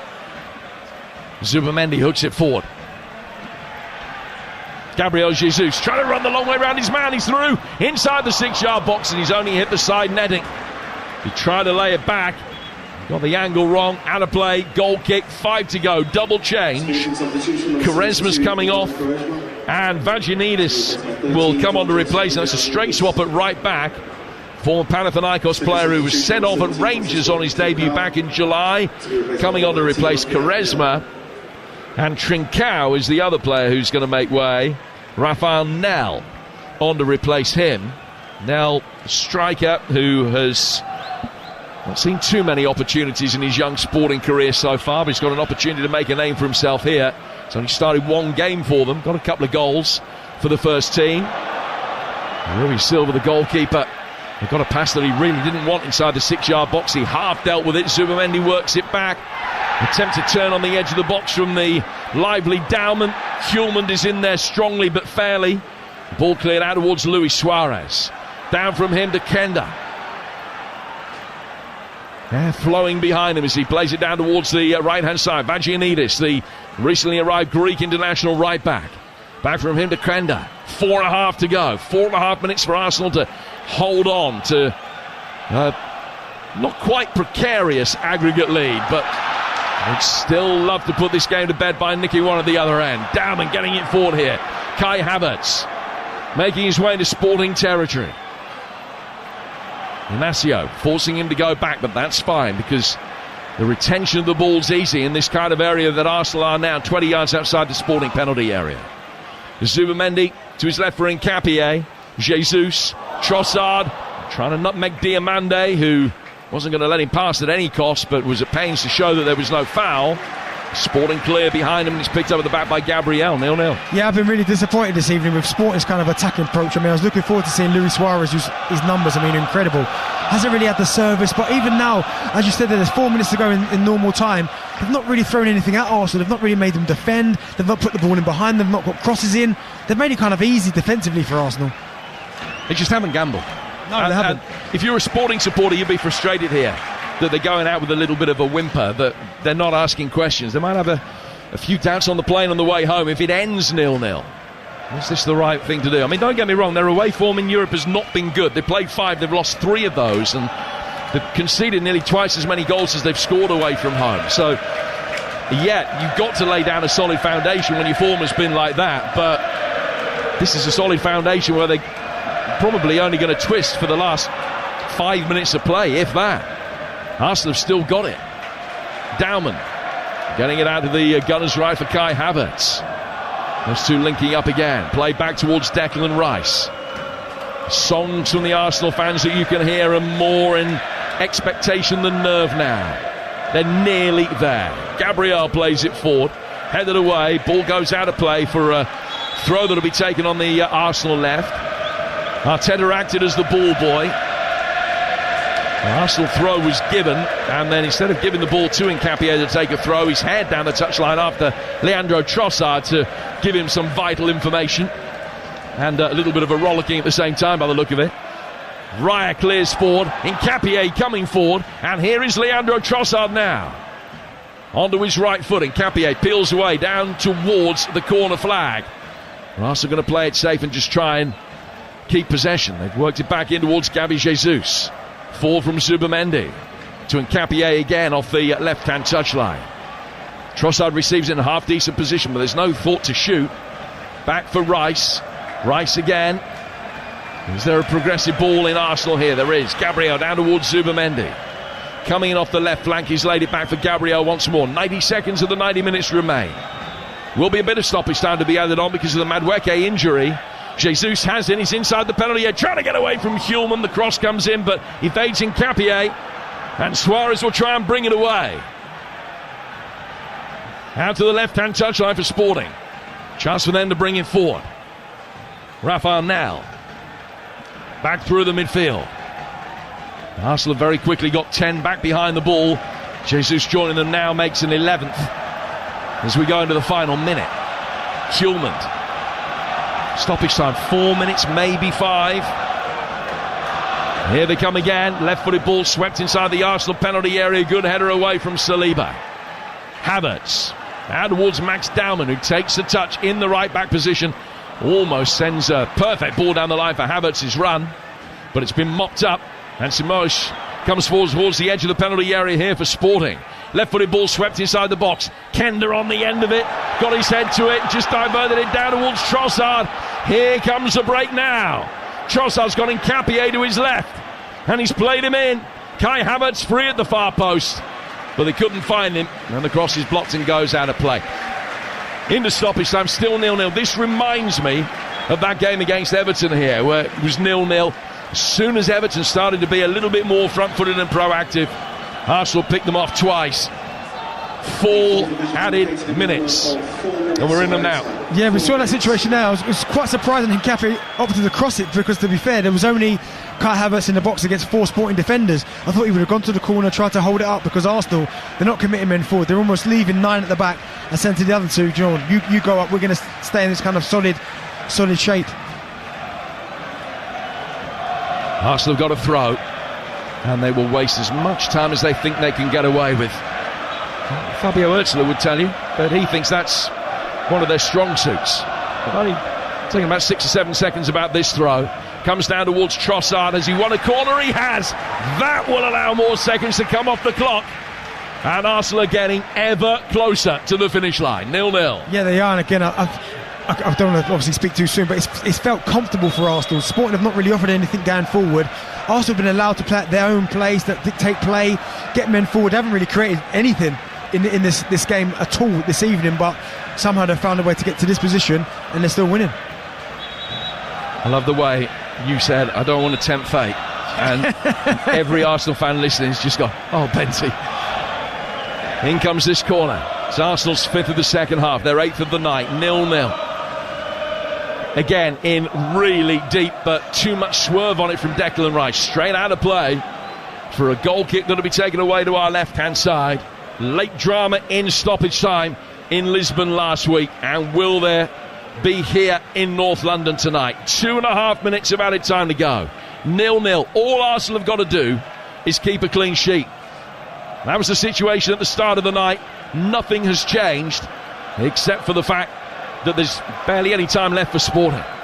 They'll come forward now with Diamande. He's been put under great pressure by Jesus, who stopped him playing a ball forward. Jesus ends up on the deck after a collision between the pair of them. Play goes on with Hulman's long diagonal. He's got it past Mosquera. Out towards the left-hand side. Mosquera's recovered well. Past the Araujo, puts it out. It's a throw to Sporting. 15 yards from the corner flag. 0-0. Yeah, Mosquera just gets it all wrong, his bearings, because he goes to head it and realises he can't get it. And Araujo's behind him, but he just about manages to put him off, get his body in, and he puts it out for a throw-on. 4 from Hulman. Little reverse ball, too strong. Vagininus' ball straight out of play. Another throw to Arsenal, another opportunity to take time off the clock. I reckon by the time they've taken this throw, there'll be barely 75 seconds to go. Late drama in the game in Bavaria. They're in the 89th minute. Bayern have equalised 3-3. And they're going through as things stand right now. We'll get details on that at the end of this game. We've got a minute to go here. And it's a free kick to Sporting. They'll take it on halfway. And they're going to get everybody forward. The goalkeeper's going to take this from halfway. And Sporting, understandably, are going to throw the kitchen sink and more. Last forward. Out comes David Raya and has caught it. And has caught it well. And has bowled it forward here for Trossard to get upfield. Trossard running forward 70 yards. Couldn't take it on any further. Couldn't even poke it down towards the sanctuary of the corner flag, which he should have done. Vagininus making a run forward now for Sporting, and Capier's across. Puts it out of play for a throw. All Leandro Trossard had to do was just tap that down towards the corner flag, keep the ball out of harm's way. 20 seconds to go. 0-0. 1-0 to Arsenal on aggregate. There's going to be a yellow card for the Sporting coach, Rui Borges, who haired down the touchline out of his technical area. But they do have one last chance here. Yeah, they do. I mean, if Trossard had got his head up as well, Dalman made a fantastic run on that right-hand side. Kenda takes his throw inside the penalty area. He's taking a touch off his shoulder. Bounces out for Simões, and he's put it wide. What a chance. Edge of the penalty area, struck it sweetly. Raya at full stretch. Mightily relieved that went just the right side of the post. And that'll do. It's 0-0 to the Arsenal. And they've got through. A 1-0 aggregate win. Constitute job done. But they, again, weren't great. From a defensive perspective, they denied Sporting too many opportunities. They hardly had a sight of goal at the other end themselves. But listen, 2 clean sheets when it's mattered, and they are through to a Champions League semi-final against Atletico Madrid. The first time in Arsenal's illustrious history. They made the last 4 of the European Cup in 2 successive seasons. And will they be able to go one better now than 12 months ago by making it through to the final? Arsenal 0, Sporting 0. 1-0 to the Arsenal on aggregate. So the Gunners through. It was hard-earned. It was a hard watch. And it's hard to believe on the evidence of these 2 quarter-final legs that Arsenal will be European champions. But right now, that doesn't matter. They're through to the semi-finals. That's what matters. And there is something to celebrate. Clean sheets, what it's all about for Arsenal between now and the end of the season, certainly tonight and on Sunday. Listen, before we get the views of Darren Bent, and we're going to get his man of the match as well, let's head to Alex Crook, because it's been drama. There's been a red card, there's been a goal, and it looks like they won't be going to extra time in Munich. Alex Crook. No, it looks like Bayern Munich are going through to the semi-finals. We've still got a couple of minutes of stoppage time to play. 3-3 on the night. Bayern lead 5-4 on aggregate. The game really has turned on a red card for Eduardo Camavinga. He'd only been on the pitch, the substitute, for 24 minutes. He got booked soon after coming on. He got a second yellow card. I'm not sure if it was for the foul on Harry Kane or for delaying the restart. Either way, Real Madrid reduced to 10 men. Moments later, Luis Diaz take a bow, a goal worthy of winning any quarter-final. He cuts in from the left wing on his right foot, and he curls one beautifully into the top corner. Looks like that goal will be taking Bayern Munich to a semi-final with PSG. And I tell you what, I feel sorry for you guys tonight sitting through that. This game has been sensational. We will be back with you for full time, still playing in Munich. 3-3 Bayern Munich and Real Madrid. That'll be enough to see Bayern through 5-4 on aggregate, and a brilliant strike from Luis Diaz as well. Sensational stuff. Lovely back heel to play him in as well. But Darren Bent, Arsenal have done it. That really is all that matters. You can, and they will analyse the performance. I get all of that, but right now in a cup competition in the Champions League, it's just about getting through, isn't it? It is. And listen, it weren't a great spectacle. I don't think Arsenal were really tested by Sporting. I don't think they really believe they could come here and beat Arsenal. I know Jim was speaking about in commentary, their away form wasn't great, and it showed as well. They lacked ideas, lacked a cutting edge, and I think Arsenal were quite comfortable. Now they've got a bigger game, in my opinion, coming up at the weekend. They have to be better than that. They didn't really show any signs of kind of the impetus in terms of on the front foot, creating opportunities. Yes, there's a positive having a clean sheet, but they're going to have to go up levels if they want to get anything from Manchester City at the weekend. They are. The way Man City are playing, you're absolutely right. And actually, having seen Bayern Munich banging all the goals tonight, PSG, the way they've been playing, Atletico Madrid even, the way they've turned it around, it makes you wonder. And by the way, another sensational goal in Munich. Alex Crook. Oh, it's all over now. Bayern Munich 4, 10-man Real Madrid 3. Michael Olise, I have to say, has been brilliant over the two legs. This is just as good as the goal from Diaz. I think in all the excitement we might have lost Alex Crook. Extraordinary stuff. What a finish. We'll be back to him for full time, but suffice to say, Bayern Munich will be heading through to the semi-finals. I think that is all over. We'll go back to him very